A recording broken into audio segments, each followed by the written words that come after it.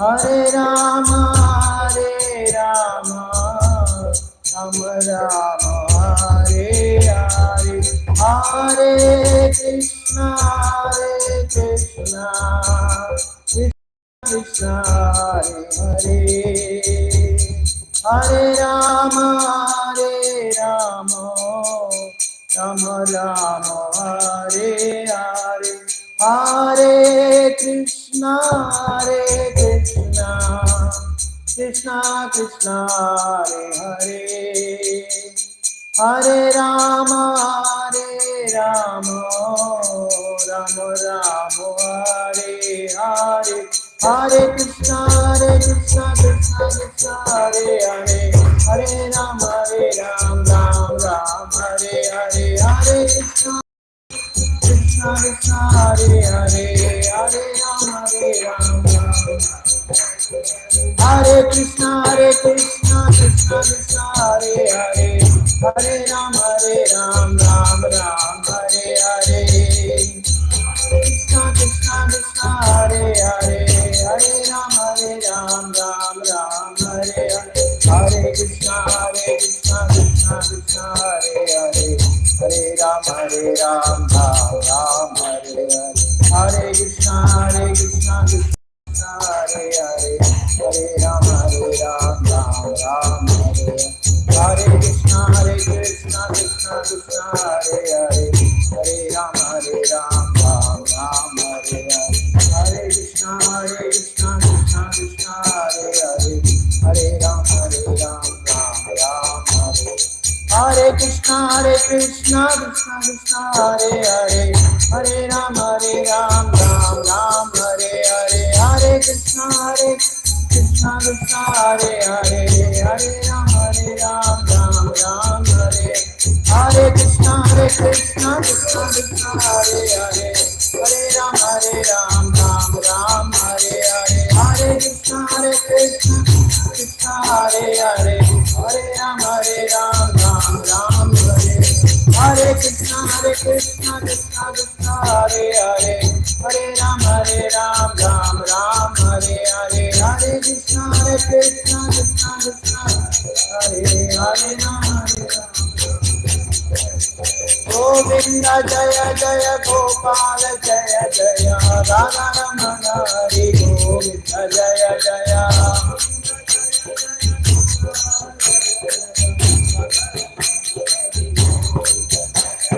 Govinda Jaya Jaya Gopal Jaya Jaya, Radha Ramana Hari Govinda Jaya Jaya,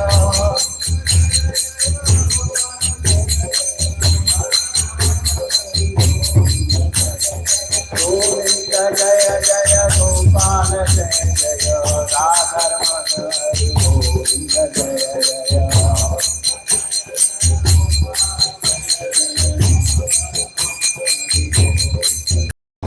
Govinda Jaya Jaya Gopal Jaya Jaya, Radha Ramana Hari Govinda Jaya Jaya,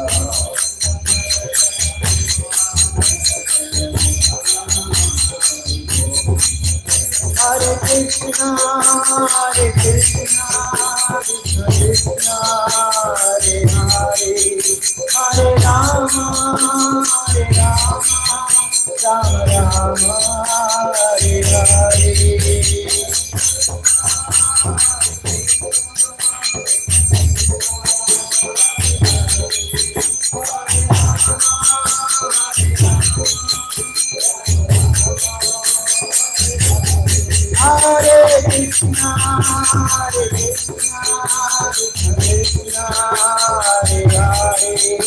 Hare Rama, Rama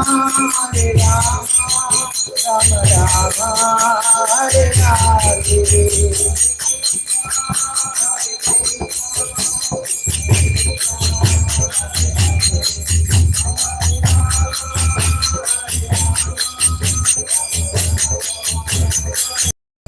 Hare Krishna, Krishna Hare Hare, Hare Rama,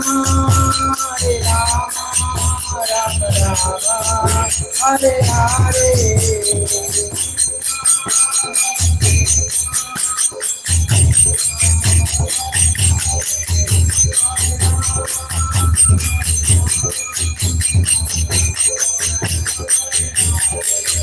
Krishna, Hare Krishna, Krishna Krishna, Hare Hare, Hare Rama, Hare Rama, Rama Rama, Hare Hare, Hare Krishna, Hare Krishna, Krishna Hare Hare, Hare Rama, Hare Rama,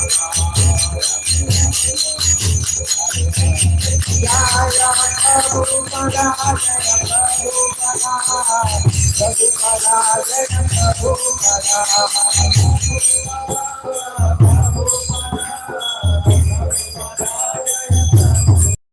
Jaya Prabhupada, Jaya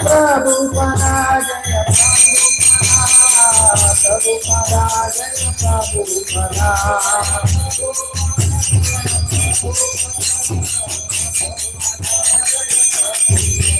Jaya Jaya Prabhupada, Prabhupada, Jaya Jaya Prabhupada.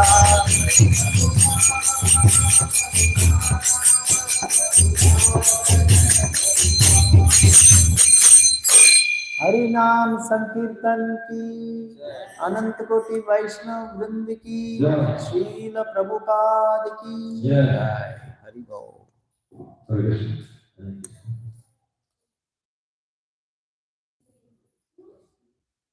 Start, huh?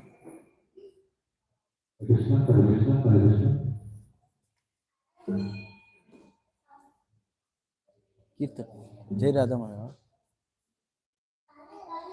Jai Radha Madhava Kunja Vihari.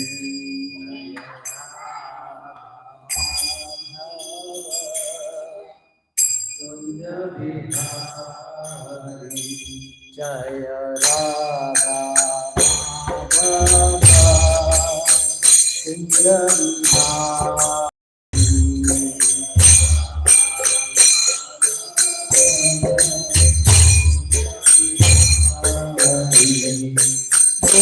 Jana Vallabha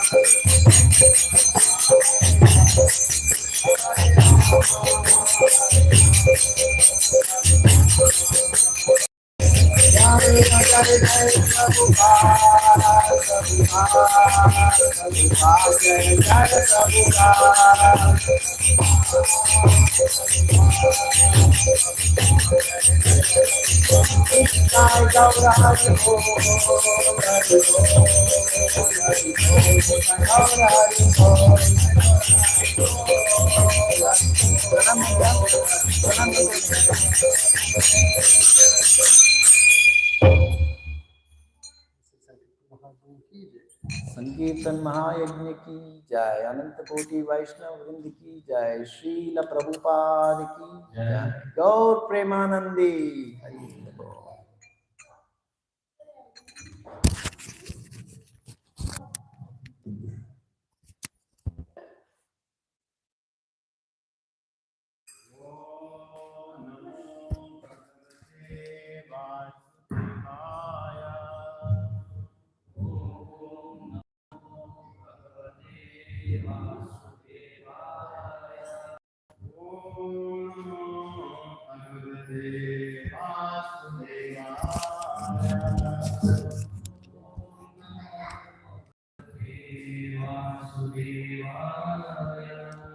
ओम नमो भगवते वासुदेवाय।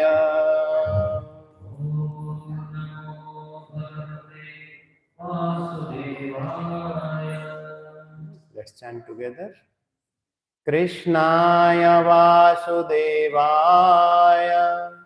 देवकी नंदनाय च नंदगोपकुमाराय गोविंदाय नमो नमः। Once again. कृष्णाय वासुदेवाय देवकी नंदनाय च नंदगोपकुमाराय गोविंदाय नमो नमः। ओम अज्ञानतिमिरन्धस्य ज्ञानाञ्जनशलाकया चक्षुरुन्मिलितं येन तस्मै श्रीगुरवे नमः। नमो विष्णुपादाय कृष्णपृष्ठाय भूतले श्रीमते भक्तिवेदान्त स्वामिनीति नामिने। नमस्ते सरस्वती देवी गौरवाणी प्रचारिणे निर्विशेषा शून्यवादी पाश्चात्यदेशतारिणी वाञ्छाकल्पतरुभ्यश्च कृपा सिन्धुभ्य एव च पतितानां पावनेभ्यो वैष्णवेभ्यो नमो नमः। जय श्री कृष्ण चैतन्य प्रभु नित्यानंद श्री अद्वैत गदाधर श्रीवासदि गौरभक्तवृंद। हरे Krishna Krishna Krishna Hare Hare Hare Ram Ram Ram Hare Hare. Hare Krishna. Very happy to be with you after a couple of weeks.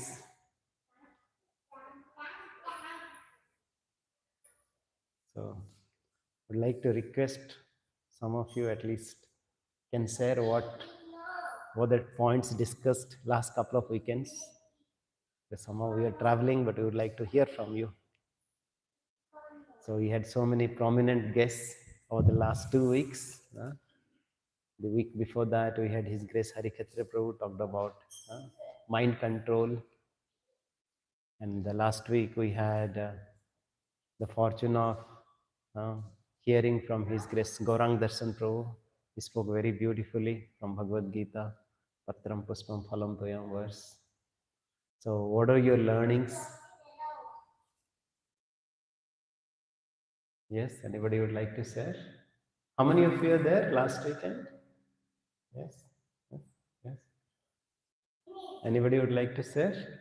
Yes, Prabhuji. What Prabhuji said? Yes. Anybody?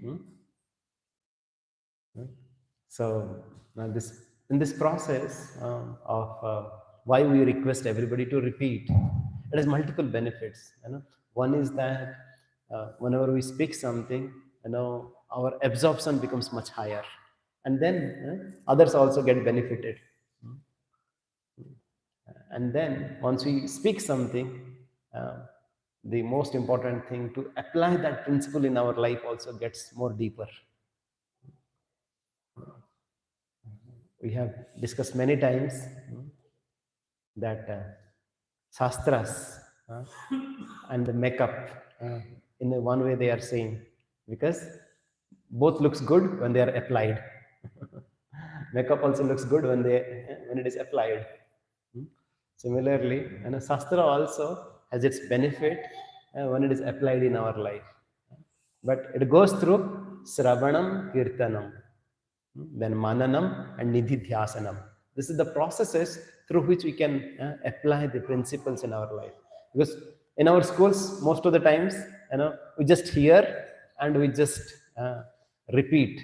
We just write it down for our exams, and after that exam we forget it. But here, in this process of learning, we not only learn, but also we repeat. But not only we repeat, but we apply it. And not only we apply it, but also we share it. That's how the concepts, the principles given by our acharyas gets deeper into our life. Like last time Prabhuji spoke very beautifully about that how Lord, He's a Bhakta Vatsala. He is a loving God. He really look forward to the love of His devotees. And if the devotee just offers Him just a patram, just a leaf, or just a flower, or a fruit, or just a little bit of water, Lord says that I accept it. I eat it. Sometimes we might think that, Lord, does He really accept it? Does He really accept whatever we offer? And because we see that whenever we are offering some bhoga to the Lord, it remains as it is. How do you know that it is accepted by the Lord? How do you know? Like the same question was asked once by a student to a teacher. That, my master, now how do you know that Lord really eats something? And then teacher said, okay, by the way, just remember this verse and come back next time. And then the student came back and he tried his best to repeat that verse, that sloka. And then the teacher said, do you see that verse still in the book? Yes, it is there. But it is now also there in your mind also. Right? It's not that it is taken away. So similarly, there are two forms. One is a gross form, another subtle form. So Lord accepts our emotions, our bhava, our bhakti. That Lord accepts. And Lord accepts through any of His angas. And it's not necessarily He eats only through the mouth. He eats only through his, he can eat through his eyes, right, through his nose. That's why Brahma is saying Angani yasya sakalendriya vritti manti pasyanti panti kalayanti chiram jiganti ananda chinmaya sadojala vigrahasya govindamadi purusham tamaham bhajami. Angani yasya sakalendriya vritti, he can really do any of his activities through any of his limbs. He's all perfect. And yes, he's the loving God, and he really accepts the love, and he shares us, he gifts us whatever we deserve or whatever is good for you. He gave the two example. He gave the example of Sudama, and he gave the example of another example he gave. Bali, yes. What? Can you tell me what he spoke about Bali Maharaj? Bali Maharaj, he was so, yes, that I can give so many. I am the Dana Veera, like, he's known for his charity, right? But the Lord, wanted to teach him a lesson that you don't have anything. You don't have anything. Prabhuji talked about property and proprietor. That yes, he has so much of property, but then Lord ensured that that property is really taken in 2 steps only, and then he put his 3rd steps on the head of the proprietor, Bali Maharaj. Right? So nobody can be proud of anything that I possess, this or that, because Lord is the supreme proprietor. Bhaktaram yajna tapasam sarva loka maheswara. He is the proprietor of everything. We are just insignificant. We are just Anu, and he is Bibhu. And then he gave one more example of Sudama. What is Sudama? He was very, little bit of proud, so-called proud, of his, humble condition. And then the Lord said, "Oh, you are humble, and then I will really give you big palaces." Right? So the Lord knows, what exactly is good for you, good for us. So that's why one devotee was saying that Lord has created customized suits for all of us. So that's why all of us, the problems that we face are really unique. The kind of solution also that we need, also sometimes the way it is applied also unique. We cannot really apply one solution that really fits all. Everybody is unique. Every finger is unique. Every snowflake is unique. Every leaf is unique. Lord is Lord is so wonderful. He is really, I don't know what kind of brain he is having, super brain. That how much he is really, storing the data, manipulating the data, and really processing the data, and sharing it, planning it, so many things for us. So yes, for us as a sadhakas, as a practitioners, or as the traveler in this journey of self-realization, it's very important for us to know the scriptures. Because once we understand the scriptures, our heart gets purified. We get the knowledge, we get the light. Srunotam sakatha Krishna punya sravana kirtana hrud antastahi avadrani vidhunoti suhu satam. Yesterday only, in one of our class, one of our senior devotee was saying that our institute is a beauty parlor. What is it? Beauty parlor. And all the acharyas and all the devotees, they are like beauticians.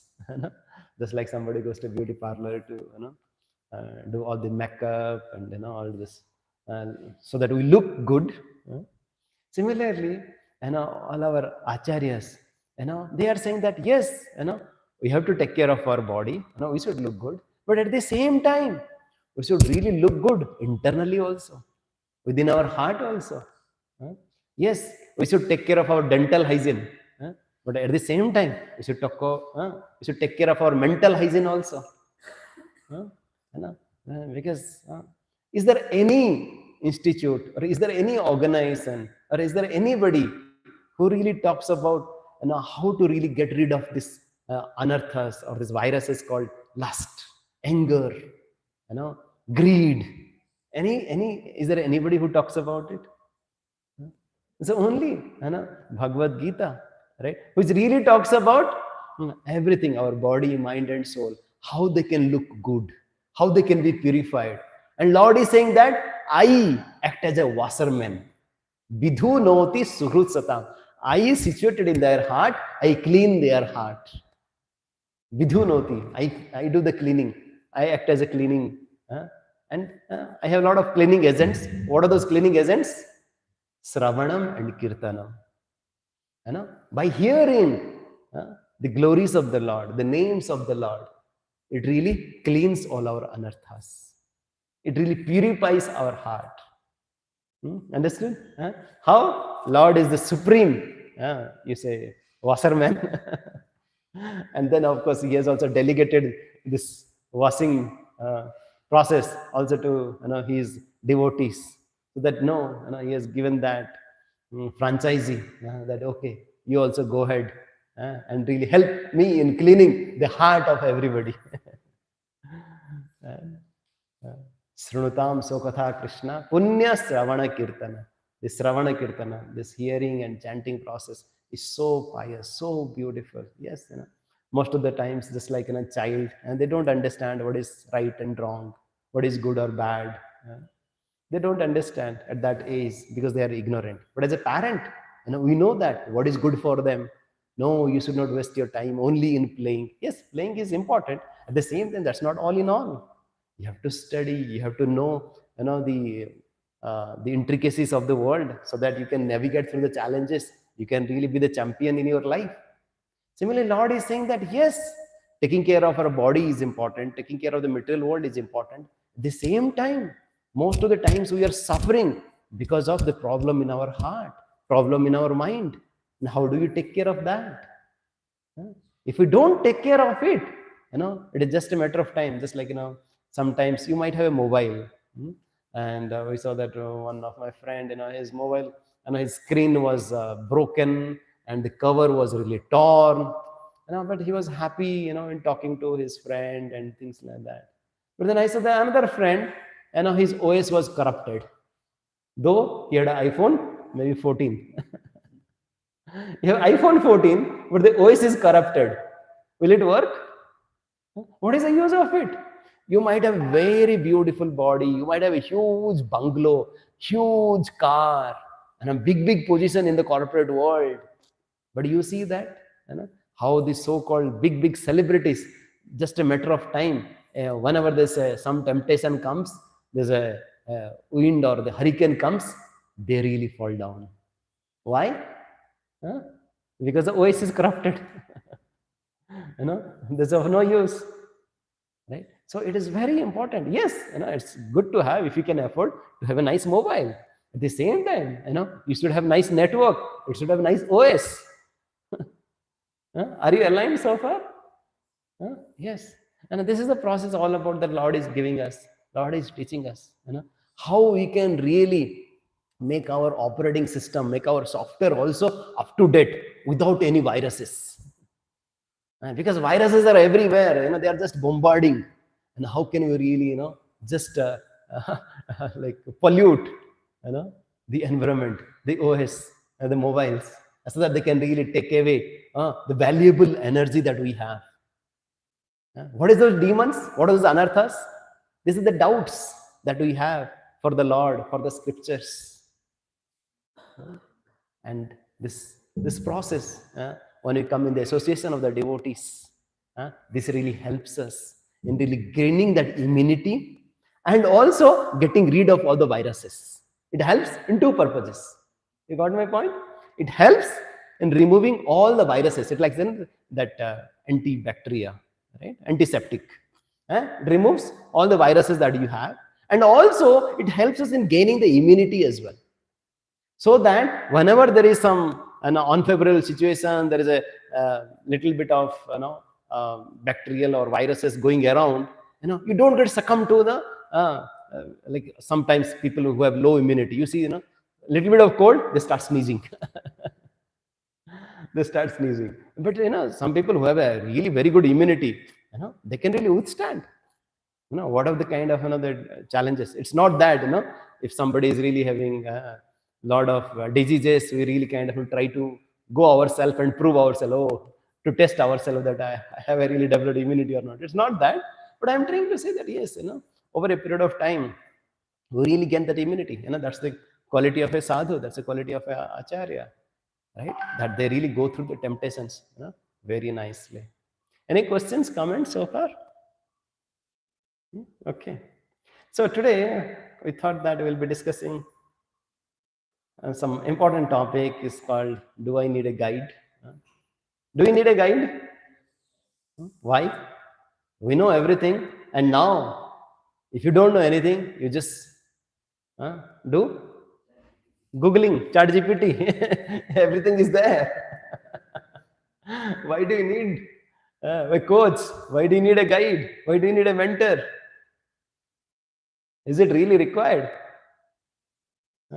Because ChatGPT can solve all the problems. Even if Google can't. What do you say? What do you say?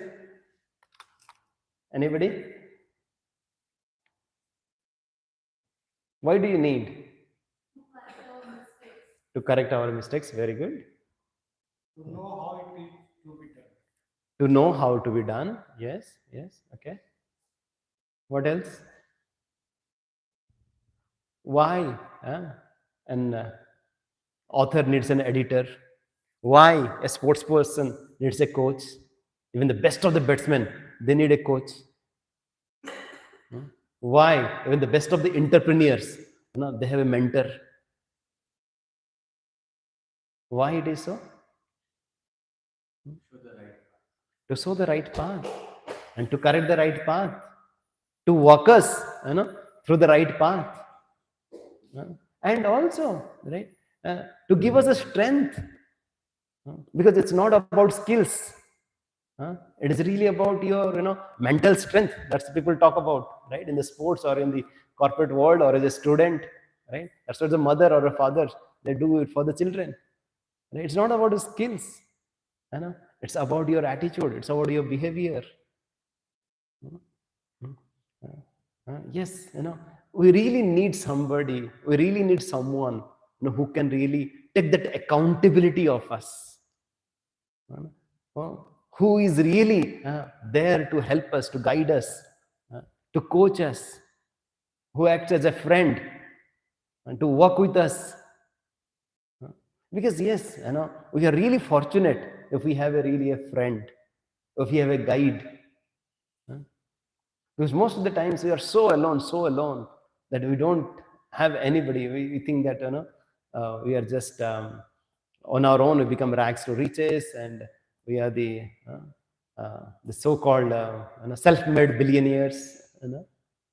But yes, it is an opulence. Like just like if a person is studying an IS, he goes through a IS study circle, or for IIT they go to a coaching institute. Right? There, like yes, without that also it is possible, but this process becomes easier. This process becomes easier. Okay, so but then to whom we should go? People say that okay, we should really approach a pandita. We should approach a knowledgeable person. But who is a pandita? Who is a pandit? Who knows all the things of this world? Or who is having a big tilak, long hairs? He's a pandit. Who is a pandit? Okay. Follow the Shastra. Who follow the Shastra? Okay. Who is a pandit? Expert in his field. Very good. Okay. Who is a pandit through whom we can really take guidance? Right? Through whom we can really to whom we can really approach. Who has a proper degree in that field? Okay. Okay. Anybody else? Who would you recognize as a person who is really, really knowledgeable person? Or is really, a person to whom we can really worthy of taking shelter, worthy of taking guidance? Selfless service. Selfless service. Okay, good. This is one. How many of you know that that somebody might be thinking that we should really approach a person who has a lot of knowledge or a lot of money, right? But then Chanakya. How many of you have heard Chanakya? What Chanakya says, who is really a Pandit? Please repeat after me. Very beautiful verse. Matravat paradaresu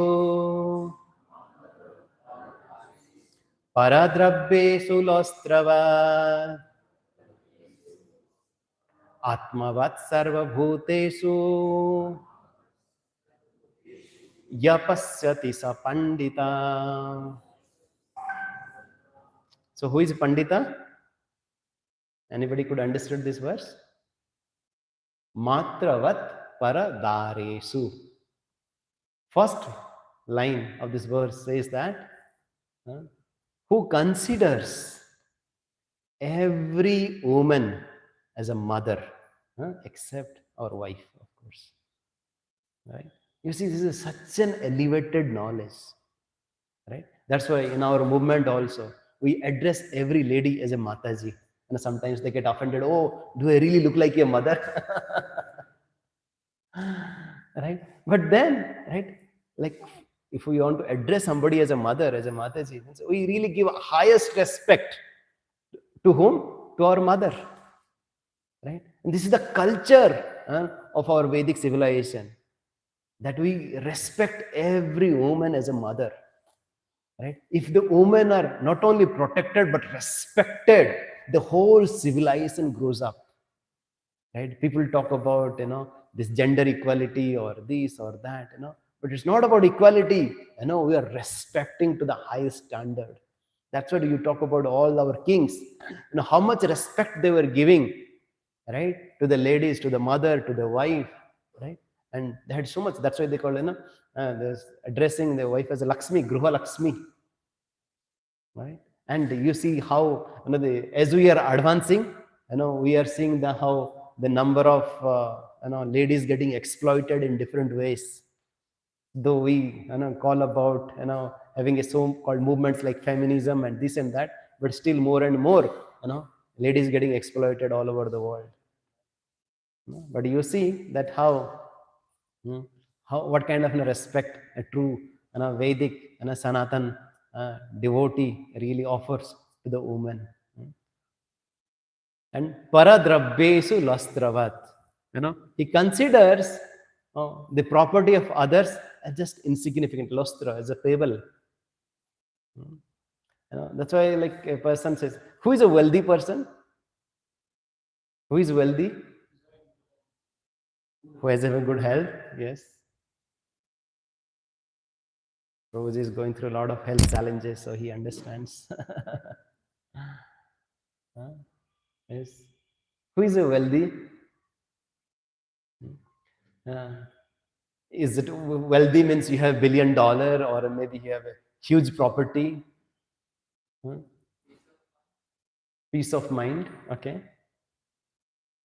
So wealthy, there are so many definitions are there. One devotee was saying that usually nowadays people are so rich, so rich, so rich, so rich that they only have money, nothing else. And if you want to know how rich you are, right, you can count how many people come to you to wipe your tears when you are in difficulty. Wealthy, wealthy doesn't mean that I have lots of money. I have a lot. It doesn't mean. Wealthy means that I need the list.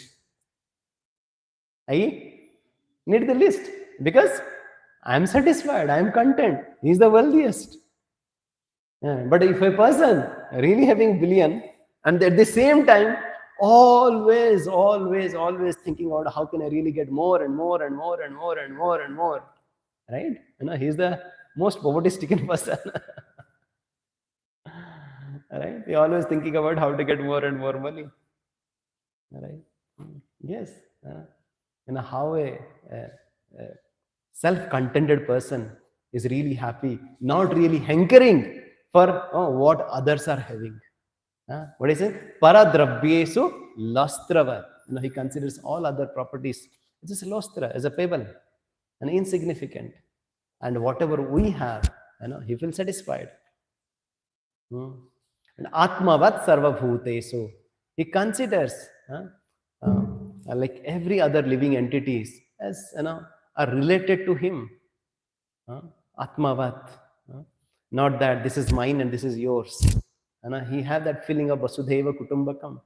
He has a feeling that yes, there is a Supreme Father and all of us are children of God. Ya pasyati. Whoever sees this, he is a Pandita. And of course, our Bhagavad Gita, in this verse 5.18, it goes much deeper. What is the definition of a Pandita? What it says? Please repeat. Vidya Vinaya Sampanne Brahmane Gavihastine Sunicheva Sapakecha Pandita Samadarshina. In this 5.18, Lord is saying to Arjuna that Vidya Vinaya Sampanne. First, Vidya Dadati Vinayam. Vidya should give Vinaya, humility. Not that, I have developed, I have acquired some, PhD or, MD or, MAD or whatever the degree, right? And I become more and more proud, right? Right? To gain knowledge is not to be become more and more proud, right? But to become more and more humble. And just like our Acharya give this example of a tree. A tree with fruits, it bends down. Right? Similarly, a person who is really knowledgeable, he understands that how insignificant I am. I'm just nothing in front of the Supreme Lord. I'm nothing in front of what Lord has given it to us. First, Vidya should lead to Vinayam. And then with that Vinaya, how he sees everything? He sees Brahmana, Gavi, Hastini, like he sees, right, even a gentle Brahmana or a cow or an elephant or a dog or a, dog eater, everybody, on the same level. Right? Nowadays, people talk about DEI. Corporate, you have heard that? And diversity, equity, and inclusion and all that. Right? Here in the corporate world, you talk about maybe at the gender equality or race equality or whatever it is. But you see what Bhagavad Gita talks about? It talks about species. Forget about gender. Species.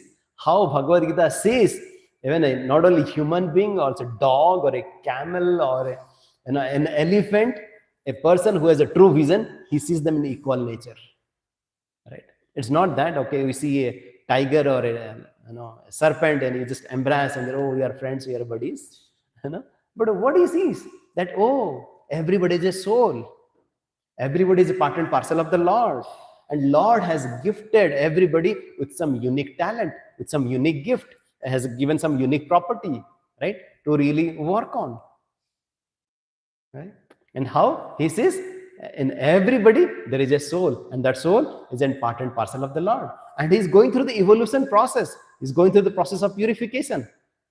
Just like sometimes in a jail, right? A person who has really committed so much of murder, right? He is really put into a very dark, case, right? And then, as progresses, then he really kind of, depending on the, right, his severity of the crime or the way he is, getting repenting and he's getting improved, he's getting more and more freedom. And so similarly, this human species of life, we are getting a lot of freedom, we are getting a lot of intelligence, but that has to be used it appropriately, not like, the people or the living beings who are of lower intelligence, lower consciousness. But a jailer, he sees that, yes, everybody has a potential to grow, right? That's why, we see that a devotee, it doesn't differentiate. Even like especially in our Jagannath Dham Puri, last week we were in Puri for a week, with thousands of devotees, 12,000 devotees, having just a kirtan and katha and so many, like it's a really gala time for us. At the same time, we were in Anand Bazar, in our Srikshetra Puri Mandir, and there, it is considered that you can take the Mahaprasad even along with a dog. It is considered the same purity, right? How elevated the concepts are. That how a devotee does not differentiate that, you are not eligible to receive the mercy of the Lord. We also discussed, Lord does not disqualify us with whatever disqualification we have. Lord does not disqualify us, right? What is really looking forward to is our eagerness. What is really Lord is looking for is our enthusiasm to go in that direction. He sees where you are going, not where you are coming from. Is it clear? Lord does not see somebody, sometimes people say, oh, I'm good for nothing, I'm a loser, I don't have anything, what can I do? No. Lord can give shelter to everybody. It's so hope-giving statement. Right? People are having so much of depression, this problem, that problem, because they don't understand that there is a Supreme Father who is always there. You call him and he is there for you. Last time, Gaurang Darshan Prabhu also gave that example of barber. That how that barber was thinking that, oh, there is no God. But at the same time, the person came back and said, oh, there is no barber. You see, so many people are having big, big beards. And the barber said, oh, how do you say that? There is no barber. Don't you see that? I just shaved your head. He said, no, but you see, there are so many people with long, long beards. What can I do? If they are not coming to me, what can I do for them? Similarly, how do you say there is no God? If you don't approach the God, and he'll not reveal it to you. Right? Lord is saying, Yayatham prapadyante tam tatheva bhajamiham. As you come to me, I will reciprocate with you accordingly. If you say that, oh, there is no God, there is nothing, he will put a wall. Right? But if you say that, oh Lord, yes, I need you, I love you, then Lord will create a window. Now, how many of you have been to Udupi here? Yes, all of you are so fortunate. You have seen that Kanakana Kindi, right? How Lord turns himself to give darshan to Kanakadasa. Even if so-called maybe an outcast, Lord does not see anything. Lord sees really our eagerness. Lord sees the faith that we have. That's what Lord is really looking forward to. Are we aligned so far? That who is a Pandita? Let's move forward. Okay, the real knowledge brings transformation within our heart, not more data points in our head. Okay, so yes, and it's not only about skills, it's about wills, it's not about valuables, but values. Not focusing on the conditional duty, but constitutional duty. So now, how do you seek the perfect knowledge now? How do you seek this knowledge? How do you seek this knowledge? So which really helps us in transformation of our heart, right? We are not just talking about some degree here, right? But how do you really get that knowledge which really transforms our heart? From that greed to generosity, from the selfishness to selflessness, from the hatred to the love. How do you get that knowledge? How do you get that transformation within our heart? Any thoughts?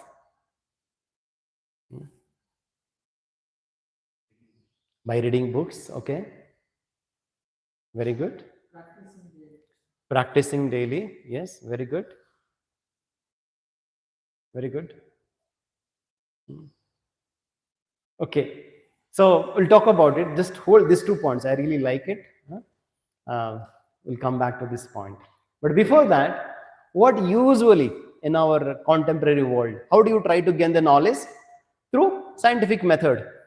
We have some hypothesis, we do some experiment, we kind of put sodium and chloride, we get sodium chloride, right? Or nitrogen and hydrogen, we put ammonia, right?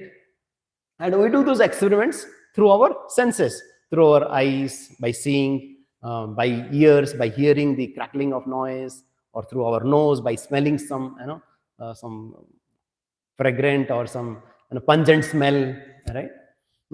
Or through the tongue by testing whether it's sweet or bitter, right? But do you know that, like, each of the senses, right, of this panchendriyas, they have also their own limitations. Huh? That once you talk about eyes, it can see only at certain, wavelength, right? Like, of course, once you talk about the different colors and so on, it ranges from the 1 quadrillionth meter to maybe kind of 100, millimeters, right? But then, right, I think we can see only from 400 to 700, million meter, so micrometer or something like that. Or even talk about the nose, right? We cannot smell, right, certain things. Or once you talk about ears also, we can hear only maybe 20 hertz to 20, I think, kilohertz, right? There is some certain kind of, animals like dog, it, they are used for this narcotics and this antibiotic, right? Because they have this very strong smell, right? We don't have that, right? Or like the bats, right? The way they hear the frequency of the sound, they have much more sharper than what we have, right? Or even the tongue, it has its own limitations, right? Like if you take, let's say, maybe let's say orange, after you take a lemon, right, it may taste sweet, but if you take out after maybe sugar, it tastes like very sour. It's a very relative, isn't it? Right? What we are trying to say is that each of the senses that we have, it really works under certain, right, in a silo condition, right? We cannot see everything, we cannot hear everything, so we cannot say that whatever I know or I hear or I see, that is the ultimate knowledge or that is a perfect knowledge. Yeah, because sometimes we see you put a stick in a beaker of water and you see that as a bend. Why? Any physics student? Law of refraction, right? Yes. Like somebody, if you just see it, an ignorant person might say that, oh, this stick is a bend. No, there is some property that really looks like a bend. Now, sometimes we don't know that, why does it really happen like this? Like in the beginning, we talked about, does Lord really take, whatever we offer? There are some subtle properties that we are not, aware of, right? That we first of all need to understand that there is a lot to know. There is, like that's what we always say. If you put a big circle of all the knowledges, and what we really know, it just may be a point, or maybe a very small circle, depending on whatever we have learned, right? Whatever we know, that we know. And whatever we know that we don't know, could be a little bigger circle. But the rest of the things is that we don't know what we don't know. Is it clear? Right? There is so much, right? And whatever the millions of and billions of years also we have and we want to spend, will not be able to know everything, right? And maybe there is this imperfect senses, leading to incomplete results, right? All of us, have this imperfect senses. All of us, right, are getting illusioned because of the nature that we have all around. All of us, have a tendency to commit mistakes. All of us have a tendency to cheat. Right? These are the the limitations of the direct experiential result. Direct, this is what you call pratyaksha praman. Right? But yes, it has its own use. But what we are trying to say, it has its own limitations. And then, right, of course, all of us know, as we learn in the science also, right, every PhD thesis, they want to prove that how the earlier scholar was really incomplete. Right? That's what they do, right? Or you talk about, how all these atomic theories, they are getting evolved over the years.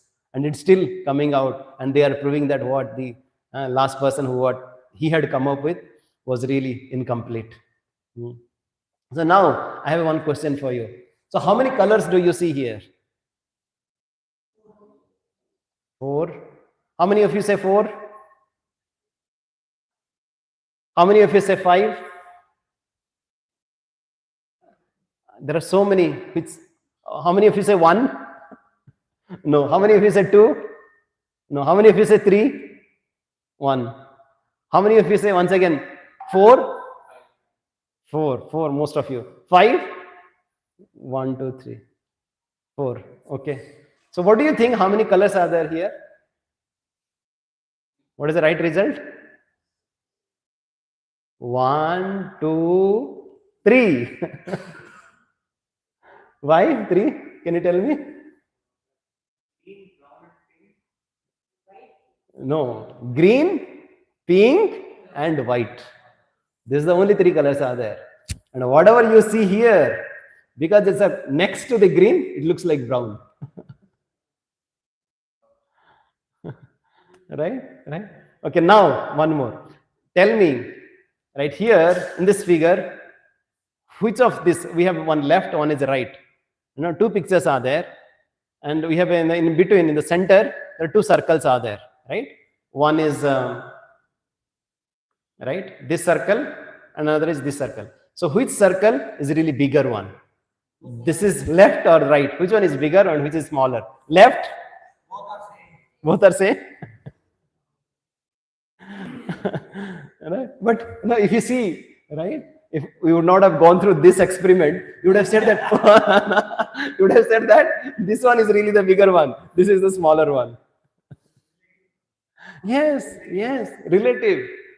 Sometimes we are not able to get the perfect understanding. Now, right, you must have also seen this thing. What do you see here? Okay, now.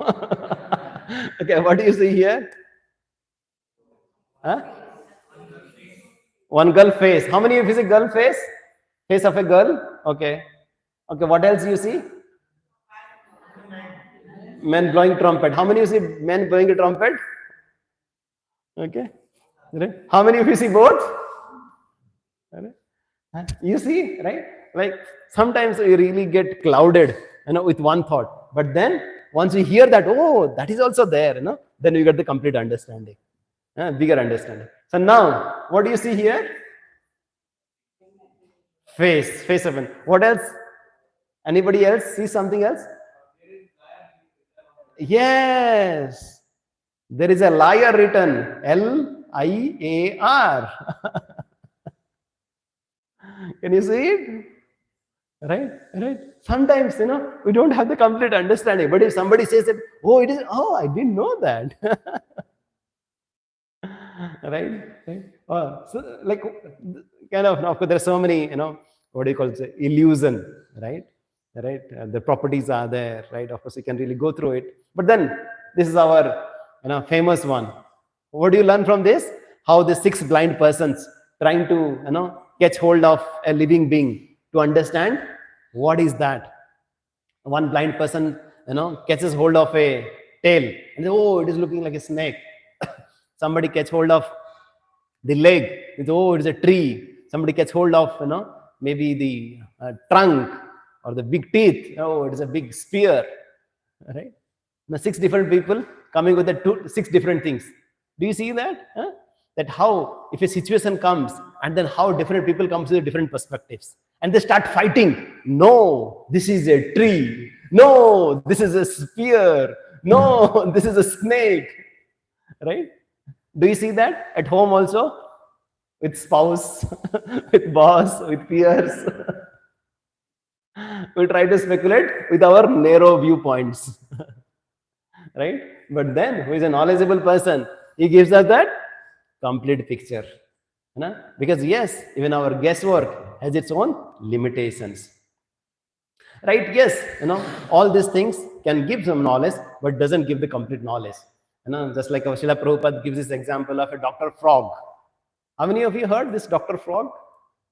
No, he had done his PhD by staying in a well, and he was thinking that, I am staying in the biggest water body of the earth. And I know each and every aspect of the water here. I know each and every living entity in this water body. So I have done the PhD. I am the biggest scholar here. And then somehow or other, one of his long lost friend came, from the ocean. And once he jumped in, and this Dr. Frog said, do you know, this is the biggest water body. And this friend who has come from the ocean No, my friend, this is insignificant as compared to the water in the ocean. Oh, you don't know anything. Does it really, look bigger than this water body? Yes, you cannot even compare. Right? But this Dr. Frog says, no, no, no, no. There is nothing beyond this water body. Right? Sometimes we kind of think from our own narrow viewpoint and think that, okay, whatever I know, that is it. Right? Or whatever I know about politics, about religion, about each and everything, that's it. Right? We don't want to really accept. We think that, oh, this is blind faith. Oh, this is nonsense. Oh, we should just reject it. Right? But then we don't kind of give a try, right? What exactly the other perspectives that our acharyas have been telling for millions of years, right? What is that bigger picture is all about, right? Why they have so much of faith? Why it has really worked over millions of years? Have you started kind of thinking about it? Are they so primitive people? Are they so naive? But the kind of work that we'll talk about now, right? So much of depth is there in whatever our acharyas, our scripture has given, right? But unfortunately, we are just trying to understand on our own tiny brain, and we think that we know the best. Just like a child trying to understand, right? Somehow or other, he does not know, right? Let's say his father, and trying to understand who is my father. He can just go around searching everywhere, where is my father? Or he can go to some diagnostic center and say that, oh, I want to do the DNA test of all the males of the earth planet. How much time it will take? Is it possible to find out like that? What he has to do? He has to approach the mother. Mother, tell me who is my father. Right? So yes, what do you really trying to understand? That yes, right? All our Vedic scriptures, they are like the mother, and they can tell us about the Supreme Father, right?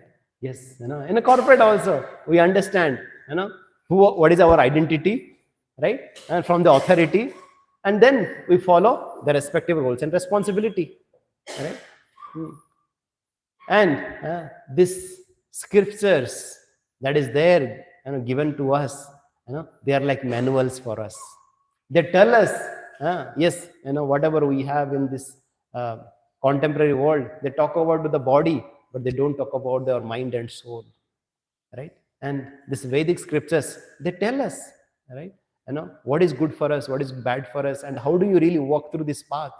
And these are like the medicines, right? And we talked about earlier the kind of diseases that we have, the viruses that we have, that how our OS is corrupted, right? These Vedic scriptures, they tell us, how to get rid of all the diseases, how to, immunize ourselves, how to, bring that antiseptic, properties into our own body.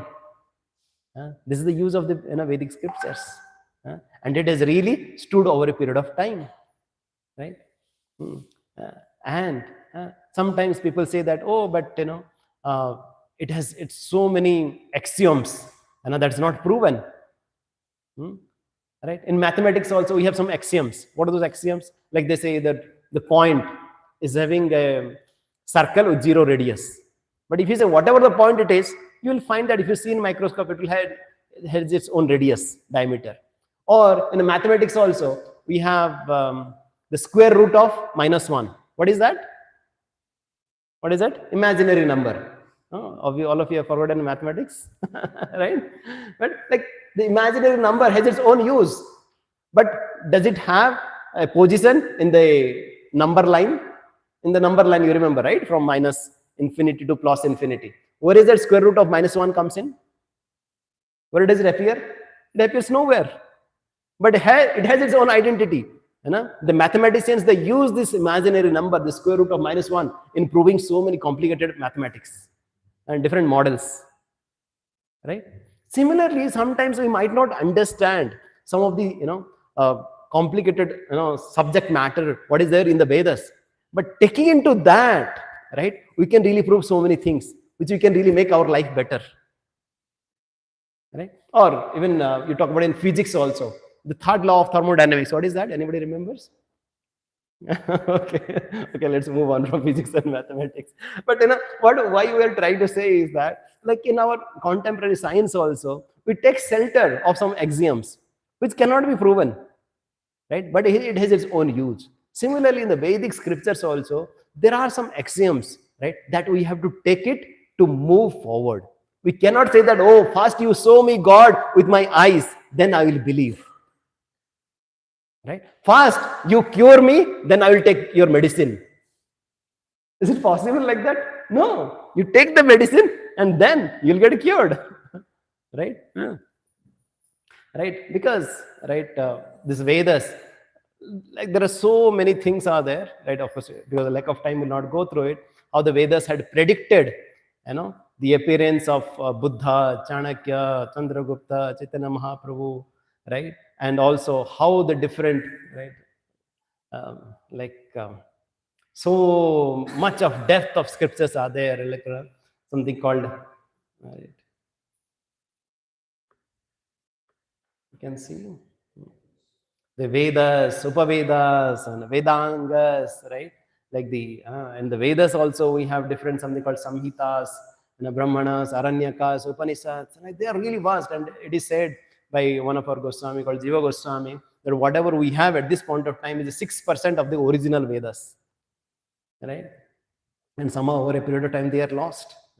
But at the same time, right, how like all the details, they have really gone through what is the essence of the scriptures, and right, they have told us, right, what is the essence of all the scriptures, right? And some point of time we might think that, oh, why there is a need of so many scriptures, right? And people, even different religion, they have different scriptures.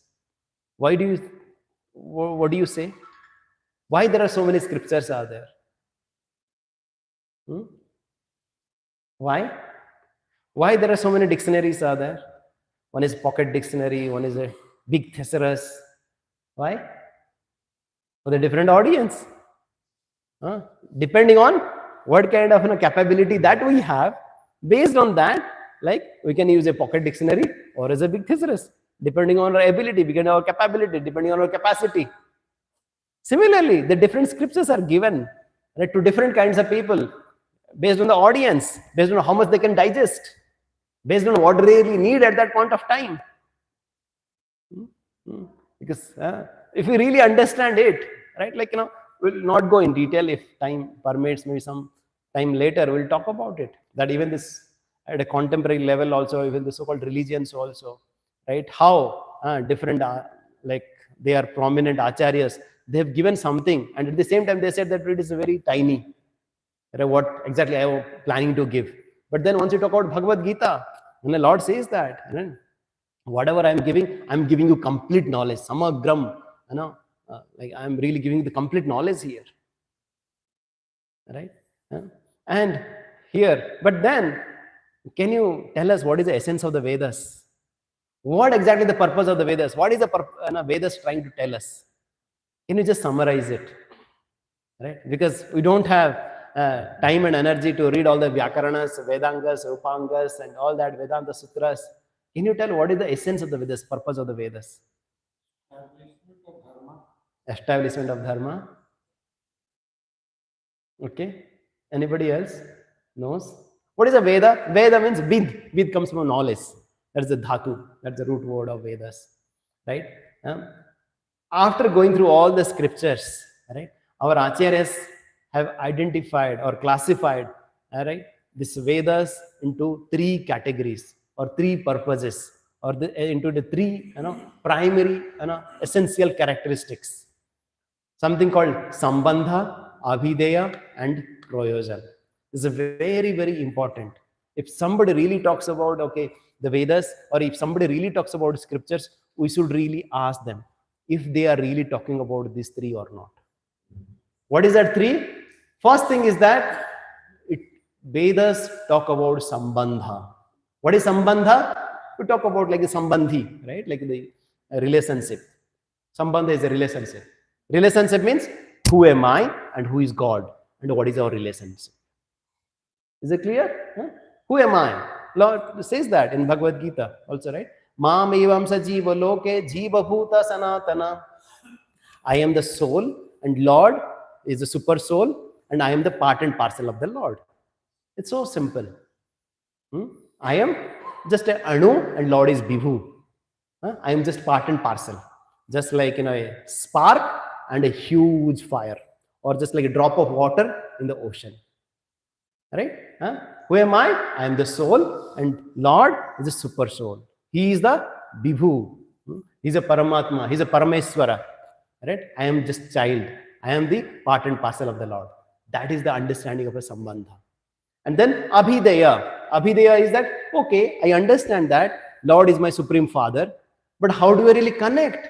How do I really realize? How do I understand that He is my Supreme Father? Yes, there are so many processes are there. There's some Karma Kanda, Jnana Kanda, Upasana Kanda, and so many things. But out of that, Lord says, the best of the process through which we can reconnect ourselves, re-establish ourselves in that relationship is through the process of bhakti. Bhaktya mam abhijanati yavan yachasmi tattvataha. Through the process of bhakti, through the process of loving devotional service to the Lord, I can reconnect myself to the Supreme Lord. Right? And then at the end, yes, I understand the relationship, I re-establish that relationship, and then what is the result of that relationship is the love of Godhead and the Krishna Prem. I really, feel that love, right, with the Lord and also with all the living entities.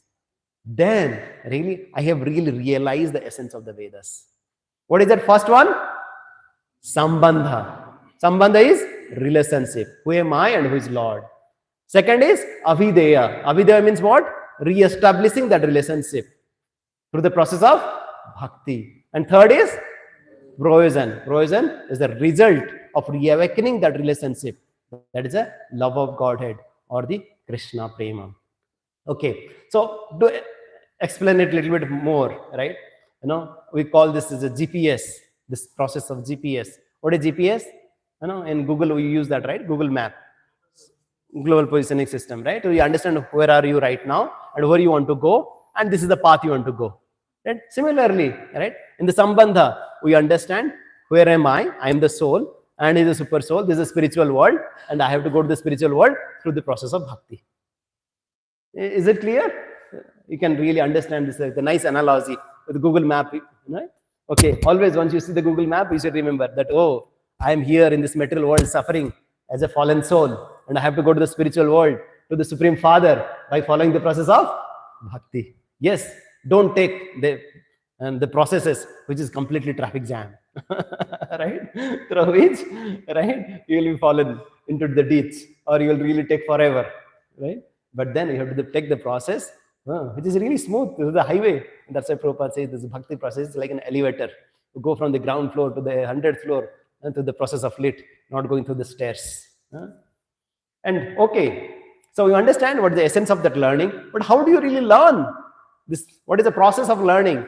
In a school, right? We go there, we take help of a teacher, and then we take help of the seniors and the peers and all the students, and then we take the books. We talk about the books, and we talked about the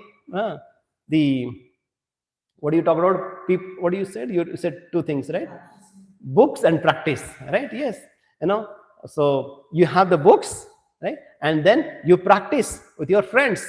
You practice in a lab, right? With your seniors, right? This is all about it, right? Similarly, in this spiritual university also, we need a teacher, right?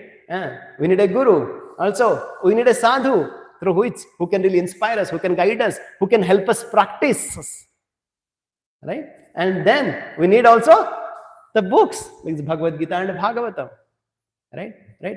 If somehow or other, right, if somebody talks about that this is the process, then we should really ask, right, which Shastra it is written, right? If somebody says that, right, oh, you should follow this book, then you should say, which Guru has prescribed it? Which Sadhu has prescribed it, right? So anything in this process of spirituality, if somebody says something that you should do it, you should always confirm it with 3 sources.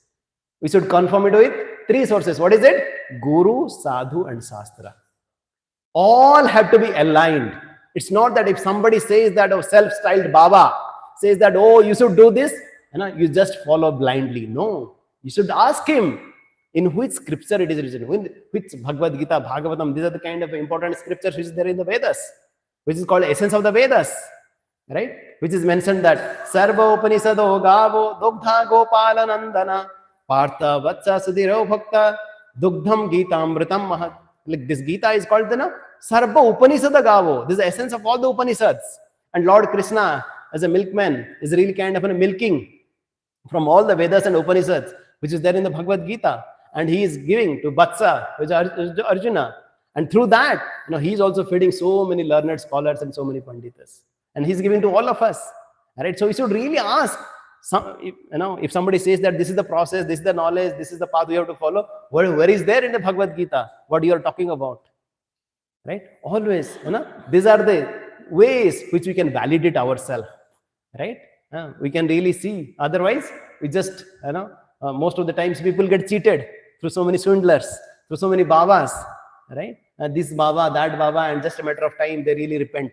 Oh, why we went through that person or that process. Right? Because somebody says that, oh, give me cash and I'll give you as. Oh, somebody says, Sambhog se Samadhi, you do whatever and I'll give you some mantra. And you can get cured of anything and everything. And I'll give you mantra and you'll become God. Right? You kind of, like, Prabhupada says that people, because we want shortcuts, there are so many cheaters are there. There is no shortcuts in the spiritual life also. If somebody says that, oh, you just read this one page and you'll become, maybe get into IIT Bombay. Would you really believe him? No. You have to pay the price for anything and everything. Right? There is no free lunch. Right? You have to know that, right? What exactly is you are asking for. If you are asking for glass, you can get free. But if you are asking for diamond, you have to pay the price for it. Right? And that's no wonder. Right? If you go to the street, right? If you want to sell the glasses, there will be so many people to buy. For buying the plastic, there will be so many people. But buying diamonds, only few here. Why? Because this is really the essence.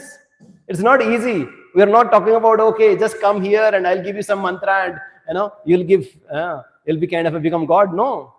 You have to pay the price for it. Right? Everybody has to fly on their own. Right? Yes, all of us are there to inspire each other. All of us are there to guide each other through the books. But there is no shortcut. There is no shortcut anywhere. Okay. And if somebody is saying that yes, I'll give you something quick, means definitely, right? You are just getting into the trap. So then how do you understand who is a sadhu? How do you understand who is a sadhu? Who is a sadhu? Because we have to take shelter of sadhu. We said Guru, Sadhu, and Shastra. Shastra, we talked about Bhagavad Gita, Bhagavatam, right?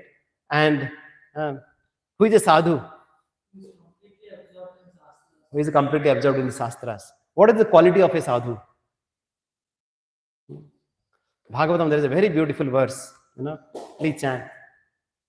Titiksava karunika Suhruda sarvadehinam Ajata satrava santa Sadhava sadhu bhushana.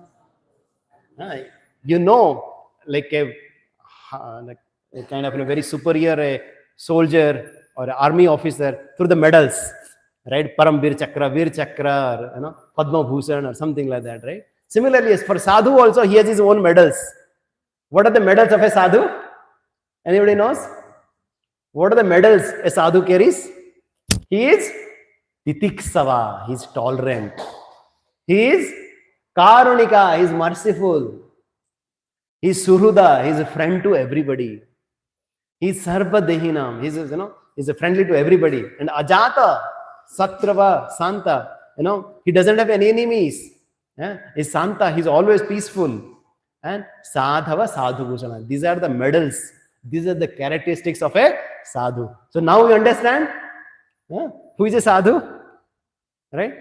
Sadhu has its own characteristics. Sadhu has its own medals. So you should understand, like, you understand, there's a 1-star, 2-star, 3-star police officers. You see that?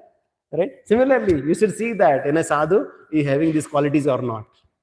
Right? Because yes, you test gold with a fire. Right? And similarly, sadhu also is tested how in a difficult circumstances, how he is reacting, how he is responding to the difficult situations. Right? You see that so-called sadhus, once they really come in contact with the opposite sex, or once they come in contact with the property or possessions, and it's just a matter of time they really fall down.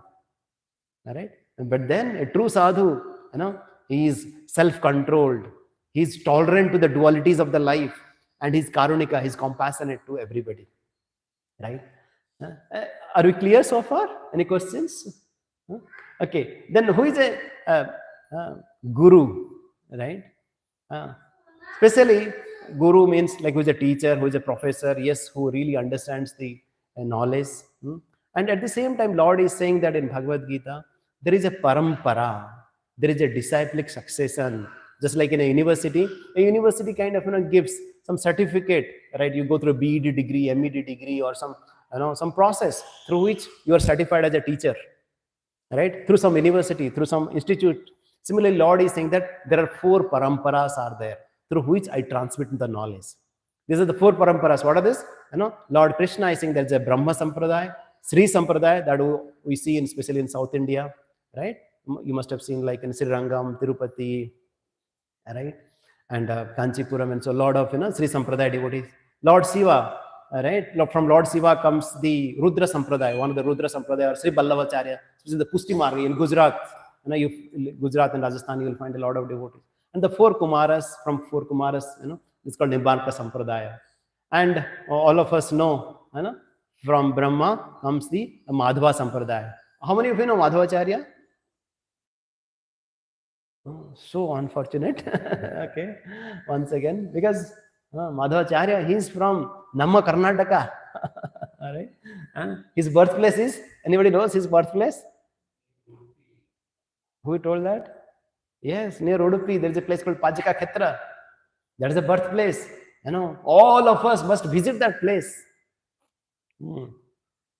That's a very beautiful place where we will see that beautiful pastimes of Madhavacharya who had just appeared a couple of hundreds years back. Right? We must see that. We must know, right? From Sri Sampradaya, Ramanujacharya also appeared not very far from Bangalore. Where he appeared, anybody knows? Everybody knows Ramanujacharya? Of course, he stayed in Melkote. We had gone there recently, a couple of months back. But Sri Perambudar, yes, right? Of course, Sri Perambudar is also famous for so many other reasons after Rajiv Gandhi, right? Destination. But then, just next to that, right? Like, there's a birthplace of Ramanujacharya, especially in near Hyderabad now. There's a statue of, what is it? Statue of Unity, Ramanujacharya's, statue.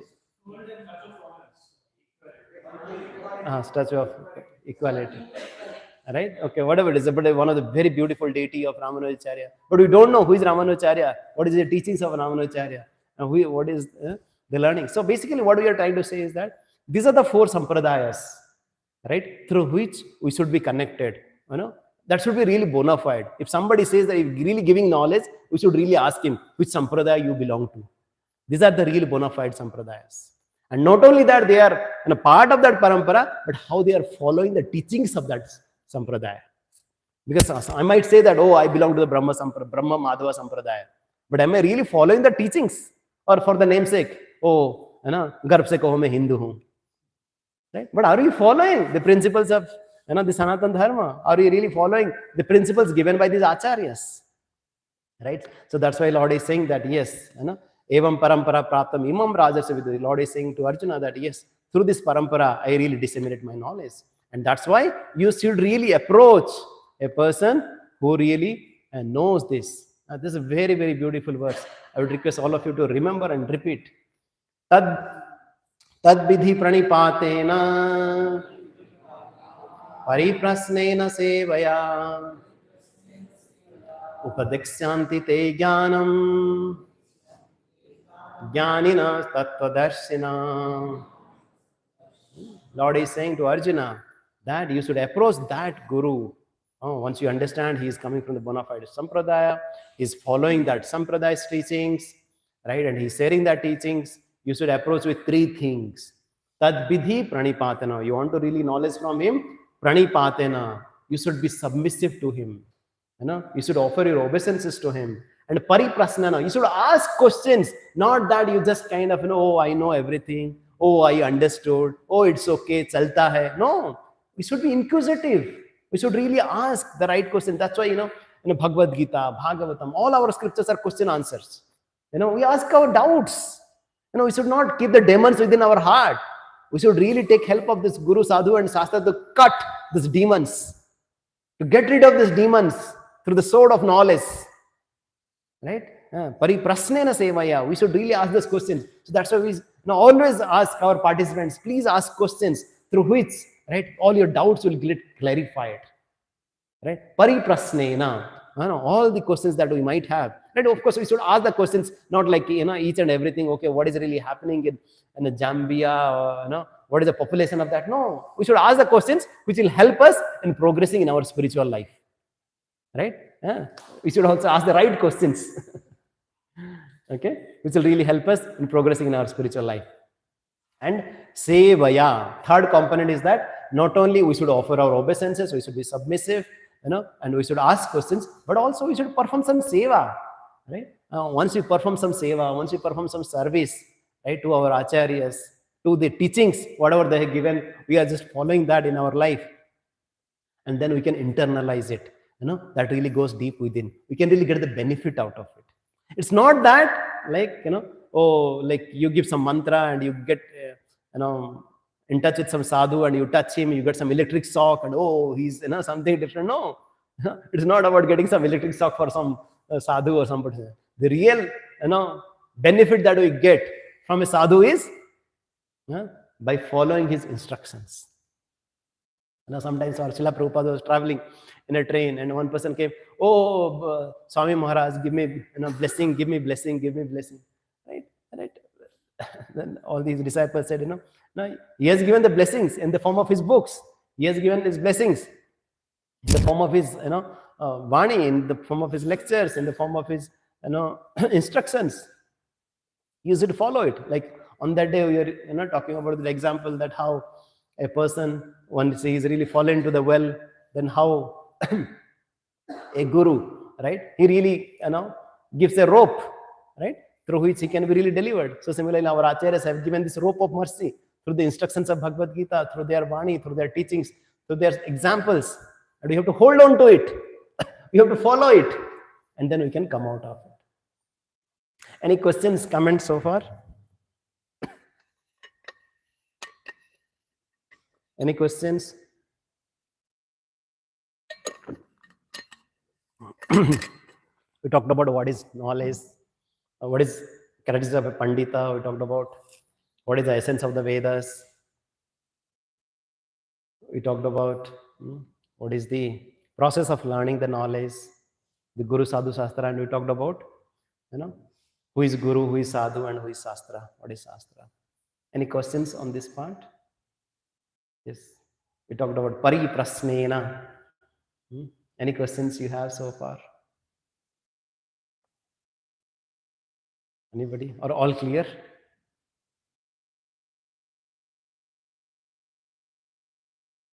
Anything? Okay, maybe you can take some time. Then today also I thought that I will show you a short movie about a person who has really transformed millions of lives. Okay, so let's see a movie. I will not show you the complete movie. I'll show you a part of it, and then I'll send you the link through which you can see the rest. His Divine Grace A.C. Bhaktivedanta Swami Prabhupada. The movement he started is now known to millions around the world, yet he himself remained in the background. Without personal ambition, he worked humbly to spread Krishna consciousness, devotional service to the Supreme Personality of God. Yet his achievements in personal character did not go unnoticed. The world's leading scholars and religionists praised his unique contribution, and thousands grew to love him as their dearmost friend and well-wisher. In his memory, his disciples erected a stunning memorial in the hills of West Virginia, now visited by 500,000 people a year. In this and many other ways around the world, Srila Prabhupada is offered expressions of love by those whose lives he most deeply touched.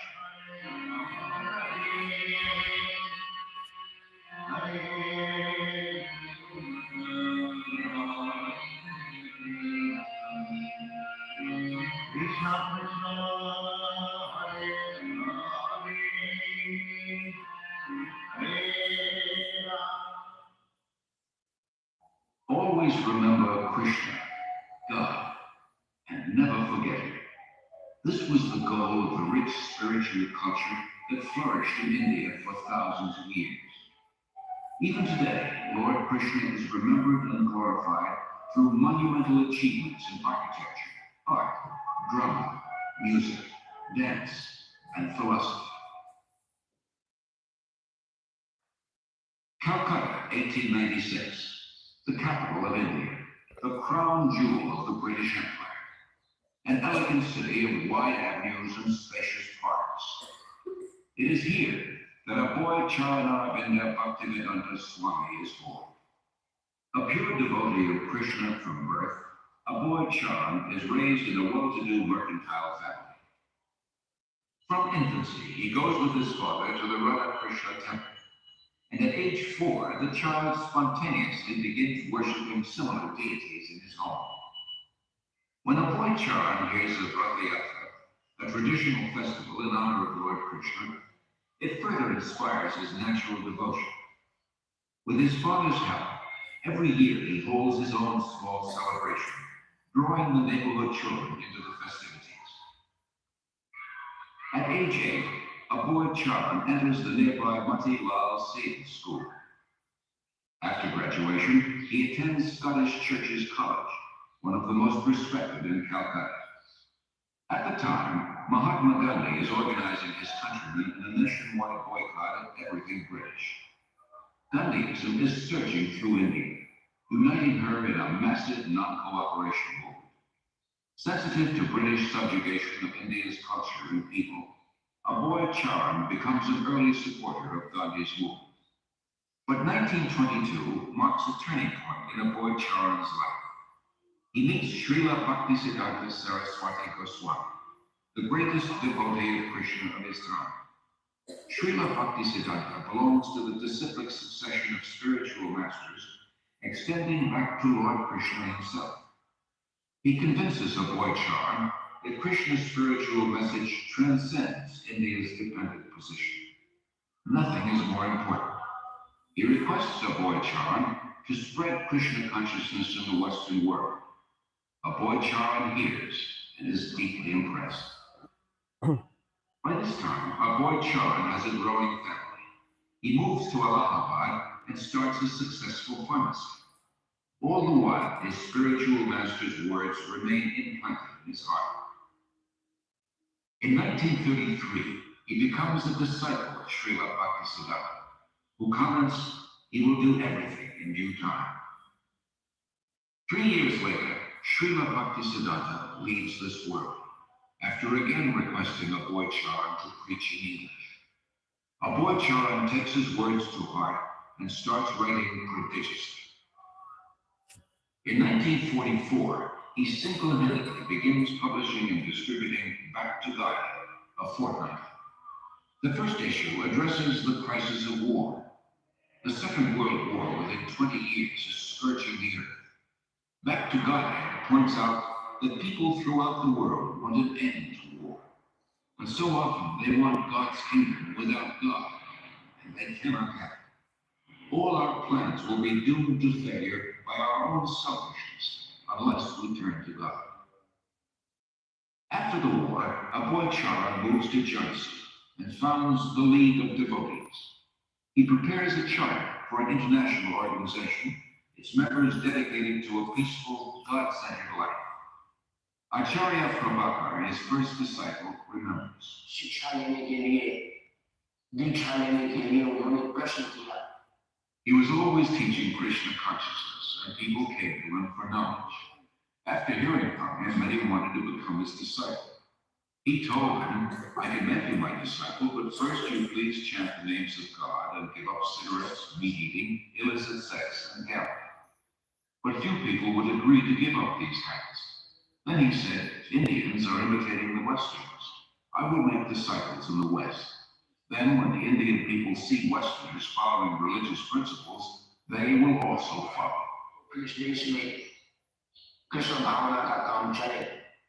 Following tradition, at age 58, a boy Charan retires from family life, and 5 years later accepts the renounced order. He is now known as A.C. Bhaktivedanta Swami. He lives alone in the historic medieval temple of Radha Damodar in Vrindavan, engaged in deep studies and writing. It was in Vrindavan that Lord Krishna revealed his pastimes 50 centuries ago, and saintly persons throughout the ages have worshipped this land as the most sacred on earth. Unlike other holy men who live there, Bhaktivedanta Swami is not thinking of retiring. For him, Vrindavan is a source of inspiration, an ideal place to chant, worship, and write. Here he begins work on his life's masterpiece, translation and commentary on the monumental devotional classic Srimad Bhagavatam. Bhaktivedanta Swami calls it a cultural presentation for the re-spiritualization of the entire human society. But often he leaves Vrindavan to print his magazine and books in nearby Delhi. Traveling takes time and tolerance, but Bhaktivedanta Swami accepts it as part of his spiritual mission to broadcast devotional service to Lord Krishna. He writes, our leaders have carefully set aside the treasure house of India's spiritual aspect, and they are imitating the Western material way of life. But people are more unhappy than ever before because of the exclusion of the most important part of life, the spiritual aspect. In Delhi, Bhaktivedanta Swami personally distributes copies of Back to God, and with small donations, struggles to maintain the publication. He regularly sees Surendra Kumar Jain, a printer. It was somewhere in the month of February 1956 that I first met Prabhupada. He came to my press for getting the magazine printed, Back to Godhead. I found that it was not very easy for him to collect money. He would come to the press practically every day, and after the printing was done, he would do everything himself. But he was a dedicated person, a very committed person.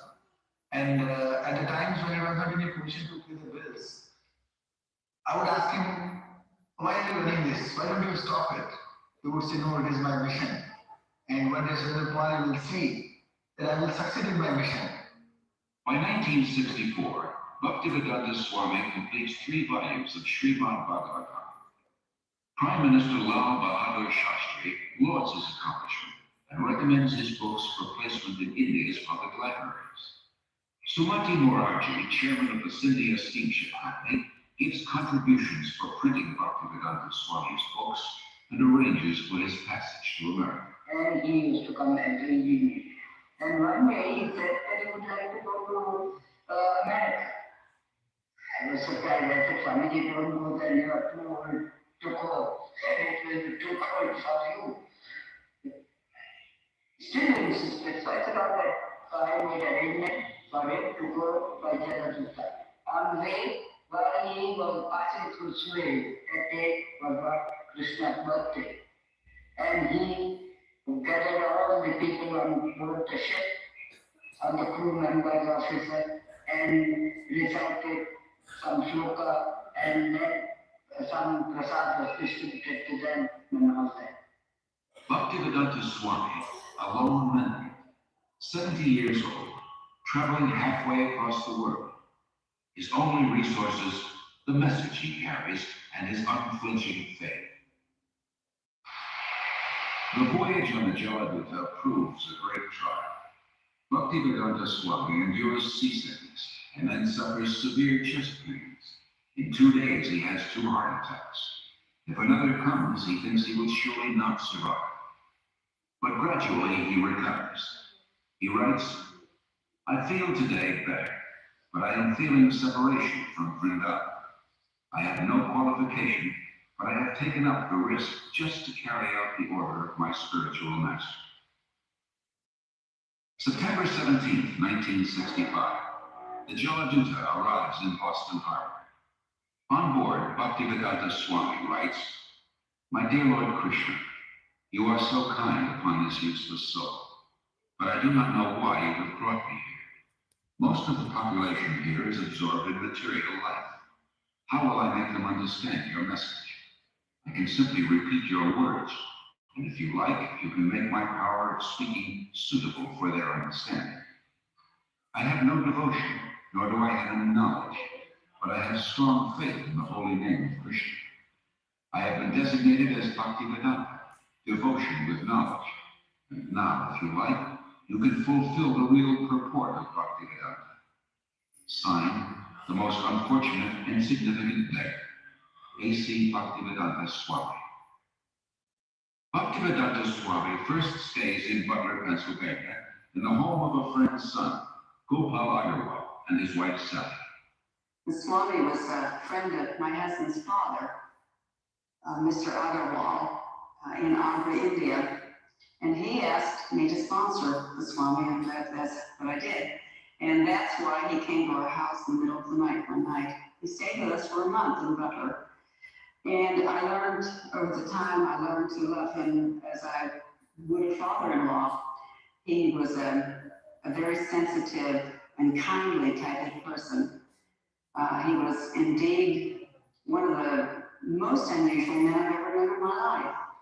The Swami came with so few possessions. He came with the clothes he had on his back. He had a typewriter, and he had his books, and he had a bag of cereal. Imagine coming to a country on the other side of the world with so little. He came with so much in himself. The Swami brought a pan with him in which he cooked his food, and in fact cooked our lunch too. Our little boy was only 6 months old when he came. The Swami was there when the bridge first stood, and he laughed and laughed to see him stand up. When he laughed, he was just oceanic. He just seemed to take in the entire universe when he laughed, and he laughed a lot. I enjoyed my association for that 1 month with him about as much as I've enjoyed anything in my life. Although comfortable in Butler, Bhaktivedanta Swami thought the most important philosophy in the world, Krishna consciousness, should be spread in one of the most important cities in the world, New York. He moves to 100 West 72nd Street. 3 months later, his typewriter and tape recorder for translating are stolen. Bhaktivedanta Swami later said, I came to America risking my life. I was physically unfit and at the fag end of my days. Sometimes I did not know where to live, nor was I used to the severe cold. Seemingly, I was alone for 1 year, but I never felt alone. I always felt the presence of my spiritual master, so I did not lose my enthusiasm, despite all difficulties. Bhaktivedanta Swami arrived in America during a decade of discontent. There's widespread dissatisfaction with America's war in Vietnam, and with what some consider her racist, exploitative dealings at home and abroad. Disillusioned by the establishment, the youth created a counterculture of their own. Around the time Bhaktivedanta Swami came, waves of Americans are breaking away from the status quo, searching for an alternative. For a short time, Bhaktivedanta Swami lives in the Bowery, in a loft given by a friend. Mukunda Goswami, who was attending his classes at this time, tells of their first meeting. He wore very thick glasses and had a big Sanskrit book spread out before him. His voice was very deep and resonant. He spoke with great authority, and the Sanskrit shlokas he spoke were very beautiful, very melodious. He was obviously a very distinguished scholar. I became very curious, almost astonished as to how someone of his stature, he looked very much like an aristocrat, could be living and residing in the Bowery, the Skid Row of New York. And afterwards, I approached him to speak. I was standing and he was sitting on this small dais, so he was looking up at me. And he had the look of a very happy, innocent young child. And I could see that he actually had all the time in the world for me. He wasn't short of time. I asked questions, he would answer. Then after some time, he moved to a somewhat better neighborhood on 2nd Avenue. We helped him rent a small storefront there, and he got an apartment in the back. Within a few weeks' time, this little storefront on 2nd Avenue, on Lower East Side of New York, which was then populated by thousands of young kiddies, had been transformed into a beautiful Krishna temple. Allen Ginsberg, I remember, began to come at that time. But he moved out of Lower East Side. I thought that was a stroke of brilliant social judgment, because traditionally, Swami's yogis and rest is all moved uptown to the rich. And were sponsored and funded by the rich, and who were foreign Christian working, living in elegant apartments on the Upper East Side, with drawing rooms and pledge furniture. And he was Bhaktivedanta, where the Devas of Calcutta, where the hippies where the ascetics were, the freaks and the effeminates and the myth monsters. So it seemed like he was actually bringing some kind of array of song and light to the right place, the Lord is where we needed. And where, of course, the Lord's house was the intellectual center in certain respects, in art and in advanced spiritual vibrations, particularly in the 60s. So it seemed historically just moved on his part.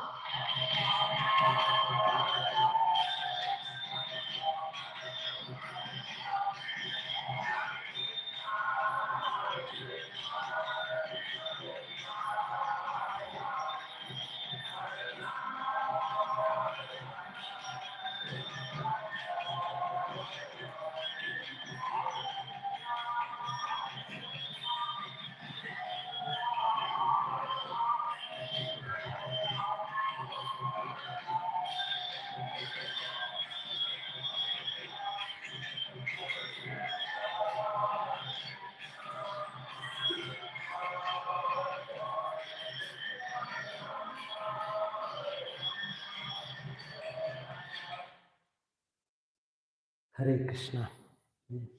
So just a glimpse of it.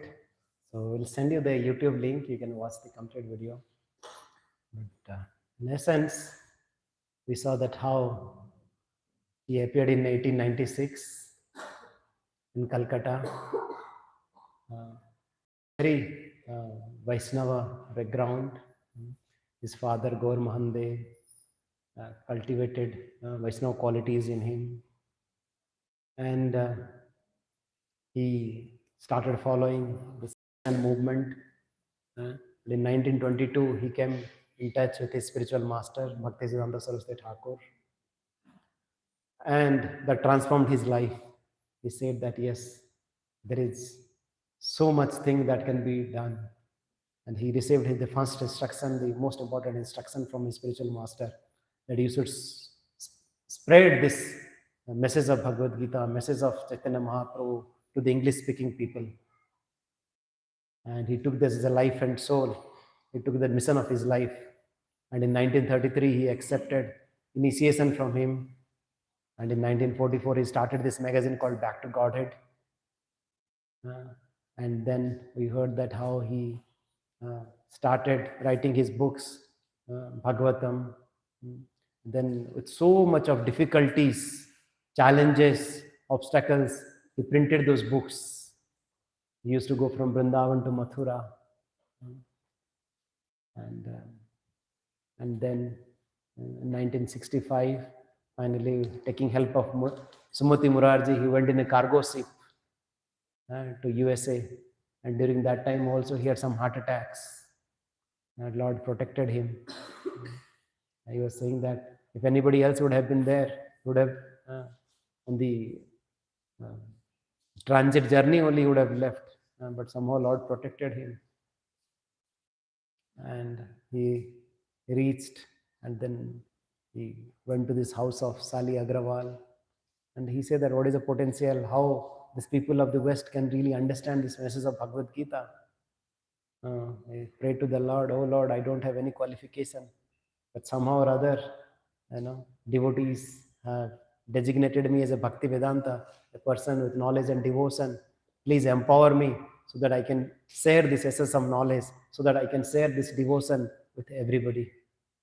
And in 1966, taking help of all these hippies who didn't have any culture, we started this movement, International Society for Krishna Consciousness. And the rest is history. We see that how it started with a small storefront, small, place, right, in a Bowery, in a most fallen place in New York. And now Prabhupada was there till 1977. In just 12 years, he traveled the globe 14 times. He wrote so many books. These are the biggest contribution, like this Bhagavatam and all the scriptures, which are so complicated for us to understand, complex for us to understand the Sanskrit. He really translated by staying awake in the night. And the whole day, he used to do all management. He used to teach his disciples. He used to meet with the philosophers, scientists, and so on. And the night, he used to write his books. That's what he was doing for years. And he was traveling also. Sometimes we travel and the next 1 week, we fall flat. We have jet lag, this and that. But during that time, he was traveling and he was doing all this, going to the different places, going to the different temples, inspiring his disciples, taking care of all their issues, challenges. And then during that time also, he established more than 108 temples, not only in India, like Vrindavan, Bombay, Mayapur, Hyderabad, and so on, but also in most important cities of the world. Right? And he developed a lot of communities, and he initiated more than 5,000 disciples. He transformed the heart of these hippies who didn't have any culture, who had rejected their parents. They were thinking that if somebody is more than 30, we should not believe in them. And he brought them to the highest qualities of a human life, the Vaishnavas, Parama Vaishnavas. Right? That's the transformation he really brought. And what? At the age of 70. At the age of 70 to 82. Right? Even in the so-called contemporary world also recognizes that he is the only person at the age of 70s who started this movement and who has really done so much phenomenal that nobody can really imagine, fathom. Because he had so much of faith in Bhagavad Gita, he had so much of faith in Bhagavatam, he has so much of faith in this holy name, the Sankirtan movement. And taking into account that as a life and soul, he spread it. And now his disciples are carrying it over. Because most of the institutes nowadays, we see that it's all on centrally focused on the founder. And the founder is gone, the whole institute gets collapsed. Right? Or it really diminishes. Right? But you see this movement, ISKCON, even after Prabhupada left, more than now, it's 50 years, around 50 years, right? Still this movement is growing and growing and growing. Why? Because the philosophy he has given, the teachings he has given, the life values that he has taught, he has given a standard through which he has lived. So wonderful example. Now his disciples, his grand disciples, they are taking it forward with so much of enthusiasm. Right? And especially during this month of December, in this month, Lord Krishna spoke Bhagavad Gita to Arjuna. There's a Gita Jayanti is coming on 23rd of December. That's also Vaikuntha Ekadasi. On that day, right, Lord spoke Bhagavad Gita to Arjuna, and to mark this, and especially in the West, devotees started book distribution. This is also the Christmas time, a lot of Christmas vacation, people give gifts to their peers and friends and so on. And they started this called marathon. They started distributing Prabhupada's books to the people. And for your information, right, the ISKCON has distributed more than 500, 50 crore, 500 million or 50 crores books all over the world. Right, this Bhagavad Gita that, we might think that, it's available, so cheaply, but which is not there just 50 years back. Right, by just taking this Bhagavad Gita, so many millions of lives got transformed. And to take, that forward, we also try our best to share this Bhagavad Gita, to distribute this Bhagavad Gita, every people. And we request also everybody, right? Even Modi ji also says that there is nothing best that we can give it to somebody apart from Bhagavad Gita, or nothing best that we can receive as a gift from somebody apart from Bhagavad Gita. So we request everybody, all right, see what Srila Prabhupada has done at this old age with so much of limitations. He transformed, and he transformed these hippies into happies. And at least, whatever we have learned, we should take this message of Bhagavad Gita into our own life, and also we should share it, we should distribute it. Are you ready? Are you willing to share? Yes. Let's do it, because we cannot really grow in our comfort zone. We have to do something. That's our acharyas. We talked about Madhvacharya, Ramanujacharya, and all the acharyas. They have given their life and soul. They have really toiled, as we talked about Prabhupada. With sleepless nights, you translate these books. These are really our treasures. And we should really release those treasures, and we should share these treasures. So yes, we are so fortunate, to be given this beautiful teachings of Bhagavad Gita and Bhagavatam, which we can really apply and make our life sublime, and make our life successful. So this is our humble request. So please take this process seriously, this knowledge of Bhagavad Gita seriously, and the association of the devotees also seriously. Right? We talk about philosophy, which is there in the books. The people, the association of the devotees, that is so precious. And also, it's not only philosophy, but also the people, but also the practice. We have to practice on our own. Right? Unless we practice, unless we bring the transformation within, it is not of so much of use. So please bring these 3 P's into your life. Please prioritize this knowledge of Bhagavad Gita, the scriptures of Bhagavad Gita, how to read, how to study regularly, and then how to apply these principles in our life, and ask questions. If you have any doubts, please do share with your friends, with all of us. If any way we can help each other, to go together. Okay, so we have said you this our usual quiz. So maybe if you can write the quiz quickly, and then we'll go for chanting. So just give a couple of minutes, because it's always important to revise whatever you have learned. All of you have received the quiz link in your WhatsApp groups. Please go ahead, and or you can scan it here as well.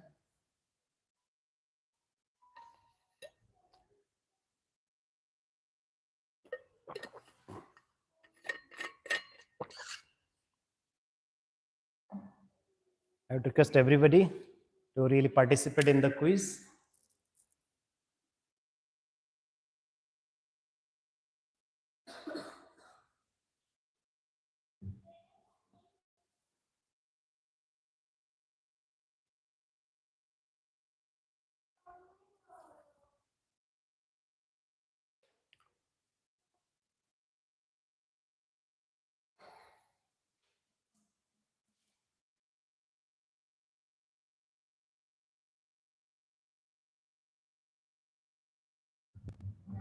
So please share your learnings as well. So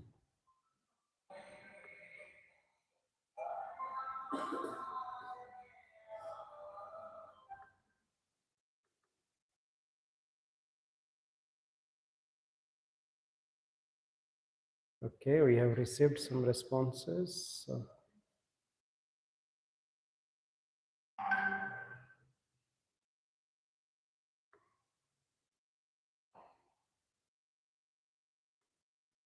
okay, I would request everybody to please take a couple of minutes to answer them.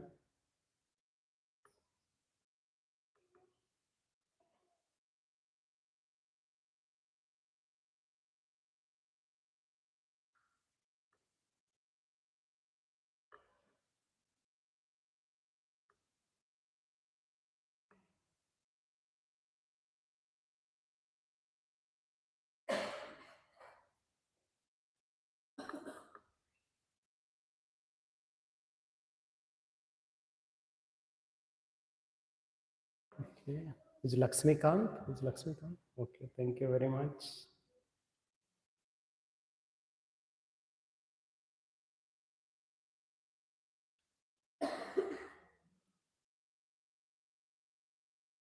Thank you very much.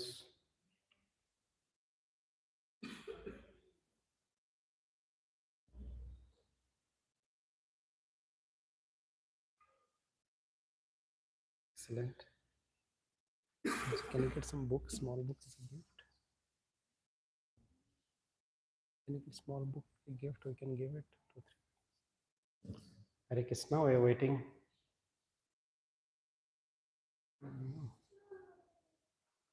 Okay, Nitesh Kumar is here. Okay, Nitesh. Okay. Thank you very much.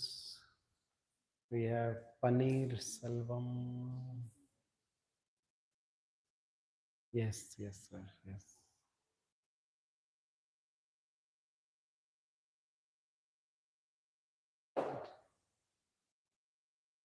Okay, we'll just wait for last 1 more minute before we start chanting. Okay, Shreyas. Okay, thank you.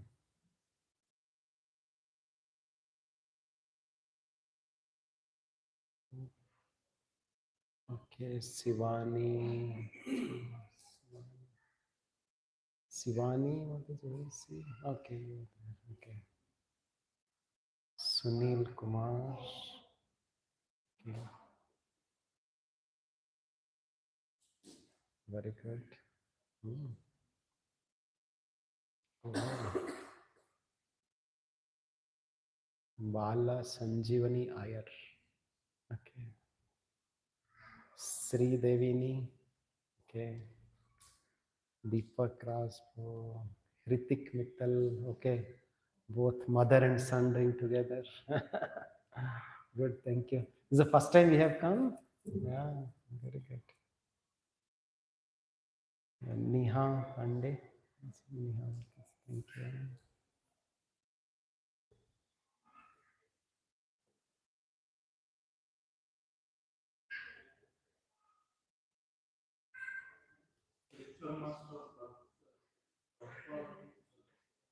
Yes, yes. It's wrong, huh? Oh, okay.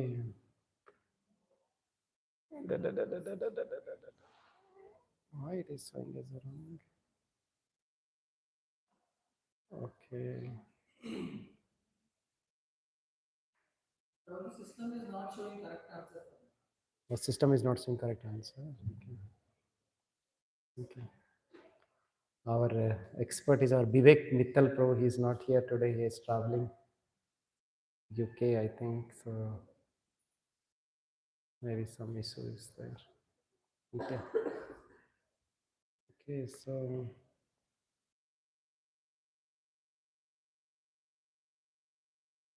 okay, good. Let's go ahead for chanting the holy names.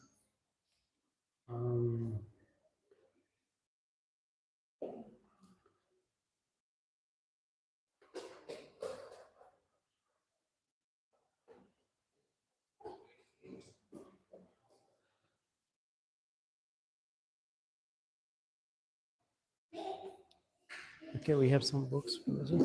Okay, anyway, we'll just give some gift to the top scorer, starting with Lakshmikant. Okay, thank you very much. Haribo. Nitesh Kumar is Haribo. Shivani Mataji, Haribo. And then Sunil Kumar. Who is Sunil Kumar? Yes, please come forward. Haribo. And Bala Sanjeevani Iyer, Haribo. And also to Hrithik, Haribo. Yes. Thank you very much. Yes. Thank you. Hare Krishna. Okay, so let's start chanting the holy names of the Lord. So let's take shelter of the holy name. Jai Sri Krishna Chaitanya Prabhu Nityananda Sri Advaita Gadadhara Sivasadi Gaura Bhakta Vrinda. Hare Krishna Krishna Krishna Hare Hare Hare Ram Ram Ram. So I am sure all of you have understood or heard earlier as well. So you just take this mala like this, and we chant one mantra in one beat, and then we move it forward to our side, so that we complete it 108 times. And when we chant the holy name, we just hear the holy name. We don't have to do anything else. Whatever we are chanting through our tongue, we have to just hear in our ears, and we have to pray in our heart. That's it. So simple. We don't have to imagine something. We don't have to speculate something. We have to don't do anything else. Just in our mind, and we have to just hear the beautiful sound vibration of the holy names of the Lord. Once again, let's start. Hare Krishna, Krishna Krishna, Hare Hare, Hare Ram, Ram Ram, Hare Hare, Hare Krishna, Krishna Krishna, Hare Hare. Hare Ram, Ram Ram, Hare Hare, Hare Krishna, Krishna Krishna, Hare Hare, Hare Ram, Ram Ram, Hare Hare. Hare Krishna, Krishna Krishna, Hare Hare, Hare Ram, Ram Ram, Hare Hare. Hare Krishna, Krishna Krishna, Hare Hare, Hare Ram, Ram Ram, Hare Hare. Hare Krishna, Krishna Krishna, Hare Hare, Hare Ram, Ram Ram, Hare Hare. Hare Krishna, Krishna Krishna, Hare Hare, Hare Ram, Ram Ram, Hare Hare. Hare Krishna, Krishna Krishna, Hare Hare. Hare Ram, Ram Ram, Hare Hare. Hare Krishna, Krishna, Hare Hare. Hare Ram, Ram Ram, Hare Hare. Hare Krishna, Krishna Krishna, Hare Hare. Hare Ram, Ram Ram, Hare Hare. Hare Krishna, Krishna Krishna, Hare Hare. Hare Ram, Ram, Hare Hare. Hare Krishna, Krishna Krishna, Hare Hare. Hare Ram, Ram, Hare Hare. Hare Krishna, Krishna Krishna, Hare Hare. Hare Ram, Ram, Hare Hare. Hare Krishna, Krishna Krishna, Hare Hare. Hare Ram, Ram, Hare Hare. Hare Krishna, Krishna Hare Hare. Hare Ram, Ram, Hare Hare. Hare Krishna, Krishna Krishna, Hare Hare. Hare Ram, Ram, Hare Hare. Hare Krishna, Krishna Krishna, Hare Hare. Hare Ram, Ram, Hare Hare. Hare Krishna, Krishna Krishna, Hare Hare. Hare Ram, Ram, Hare Krishna, Krishna Krishna, Hare Hare. Hare Ram, Ram, Hare Krishna, Krishna Krishna, Hare Hare. Hare Ram, Ram, Hare Hare Krishna, Krishna Krishna, Hare Hare. Hare Ram, Ram, Hare Krishna, Krishna Krishna, Hare Hare. Hare Ram, Ram, Hare Krishna, Krishna Krishna, Hare Hare. Hare Ram, Ram, Hare Krishna, Krishna Krishna, Hare Hare. Hare Ram, Ram, Hare Hare. Hare Krishna, Krishna Krishna, Hare Hare. Hare Ram, Ram, Hare Hare.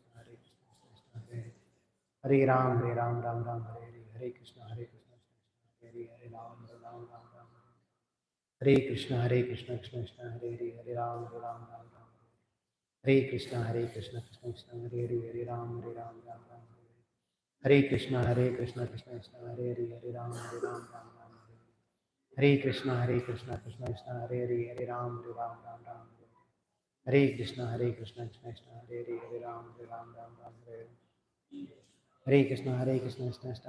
Hare Ram, Ram, Hare Krishna, Krishna Krishna, Hare Hare. Hare Ram, Ram, Hare Krishna, Krishna Krishna, Hare Hare. Hare Ram, Ram, Hare Krishna, Krishna Krishna, Hare Hare. Hare Ram, Ram, Hare Krishna, Krishna Krishna, Hare Hare. Hare Ram, Ram, Hare Krishna, Krishna Krishna, Hare Hare. Hare Ram, Ram, Hare Krishna, Krishna Krishna, Hare Hare. Hare Ram, Ram, Hare Krishna, Krishna Krishna, Hare Hare. Hare Ram, Ram, Hare Krishna, Krishna Krishna, Hare Hare. Hare Ram, Ram, Hare Krishna, Krishna Krishna, Hare Hare. Hare Ram, Ram, Hare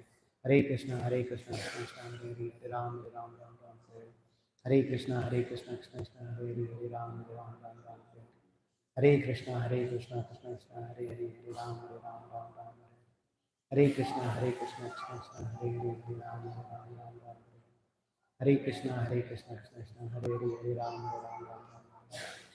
Ram, Hare Krishna, Krishna Krishna, Hare Hare. Hare Ram, Ram, Hare Krishna, Krishna Krishna, Hare Hare. Hare Ram, Ram, Hare Krishna, Krishna Krishna, Hare Hare. Hare Ram, Ram, Hare Krishna, Krishna Krishna, Hare Hare. Hare Ram, Ram, Hare Krishna, Krishna Krishna, Hare Hare. Hare Ram, Ram, Hare Krishna, Krishna Krishna, Hare Hare. Hare Ram, Ram, Hare Krishna, Krishna Hare Hare. Hare Ram, Ram, Hare Krishna, Krishna Hare Ram, Ram, Hare Hare. Hare Krishna, Krishna Hare Hare. Hare Ram, Ram, Hare Krishna, Krishna Krishna, Hare Hare. Hare Ram, Ram, Hare Hare. Hare Krishna, Krishna Hare Hare. Hare Ram, Ram, Hare Hare. Hare Krishna, Krishna Hare Hare. Hare Ram, Ram, Hare Krishna, Krishna Krishna, Hare Hare. Hare Ram, Ram, Hare Hare. Hare Krishna, Krishna Hare Hare. Hare Ram, Ram, Hare Hare. Hare Krishna, Krishna Hare Hare. Hare Ram, Ram, Hare Krishna Krishna Krishna Hare Hare Hare Ram Ram Ram Hare Krishna Krishna Krishna Hare Ram Ram Ram Hare Hare Hare Krishna Krishna Krishna Hare Hare Hare Ram Ram Ram Hare Krishna Krishna Krishna Hare Hare Hare Ram Ram Ram Hare Krishna Krishna Krishna Hare Hare Hare Ram Ram Hare Hare Hare Krishna Krishna Krishna Hare Hare Hare Ram Ram Hare Krishna Krishna Krishna Hare Hare Hare Ram Ram Hare Hare Hare Krishna Krishna Krishna Hare Hare Ram Ram Hare Hare Hare Krishna Krishna Krishna Hare Hare Hare Ram Ram Hare Hare Hare Krishna Krishna Krishna Hare Hare Hare Ram Ram Hare Hare Hare Krishna Krishna Krishna Hare Hare Hare Ram Ram Hare Krishna Krishna Krishna Hare Hare Ram Ram Hare Hare Hare Krishna Krishna Krishna Hare Ram Hare Hare Hare Krishna Krishna Hare Hare Ram Ram Hare Hare Hare Krishna Krishna Krishna Hare Hare Ram Hare Krishna Krishna Hare Hare Ram Ram Hare Hare Krishna Krishna Hare Hare Ram Ram Hare Hare Hare Krishna Krishna Hare Hare Ram Hare Krishna Krishna Hare Hare Ram Hare Krishna Ram Hare Hare Hare Krishna Hare Ram Hare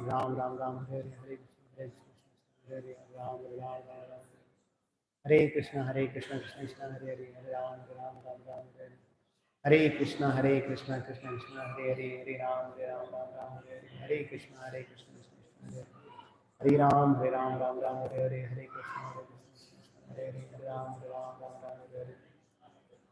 Hare Hare Krishna Krishna Hare Hare Ram Hare Hare Krishna Hare Hare Ram Hare Krishna Krishna Krishna Hare Hare Ram Hare Krishna Krishna Hare Hare Ram Hare Krishna Hare Ram Hare Hare Hare Krishna Krishna Hare Hare Ram Hare Krishna Krishna Hare Hare Ram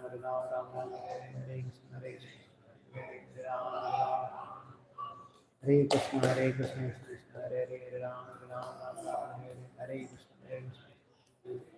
Hare Ram Hare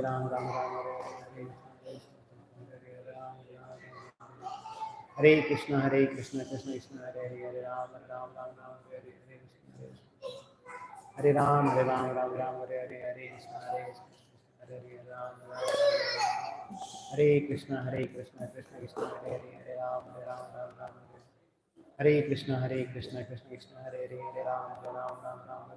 Krishna Krishna Hare Hare Ram Hare Krishna Krishna Hare Hare Ram Hare Krishna Krishna Krishna Hare Hare Ram Hare Krishna Krishna Hare Hare Ram Hare Krishna Krishna Hare Hare Ram Hare Krishna Hare Hare Ram Hare Krishna Hare Ram Hare Krishna Krishna Krishna Hare Hare Ram Hare Hare Krishna Krishna Krishna Hare Hare Ram Hare Krishna Krishna Krishna Hare Hare Hare Ram Ram Hare Hare Hare Krishna Krishna Krishna Hare Hare Hare Ram Ram Hare Hare Krishna Krishna Krishna Hare Hare Hare Ram Ram Hare Krishna Krishna Hare Hare Ram Ram Jai Sri Krishna Chaitanya Prabhu Nityananda Sri Advaita Gadadhar Sivasati Gaur Hare Krishna. Thank you very much. Srila Prabhupada ki Jai.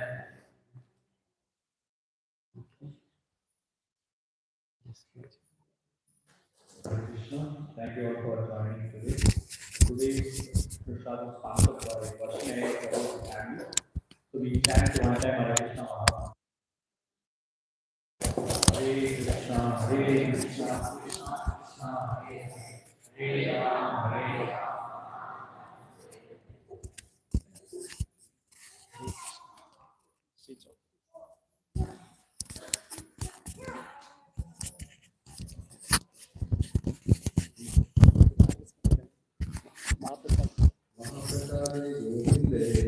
Mahaprasade Govinde Govinda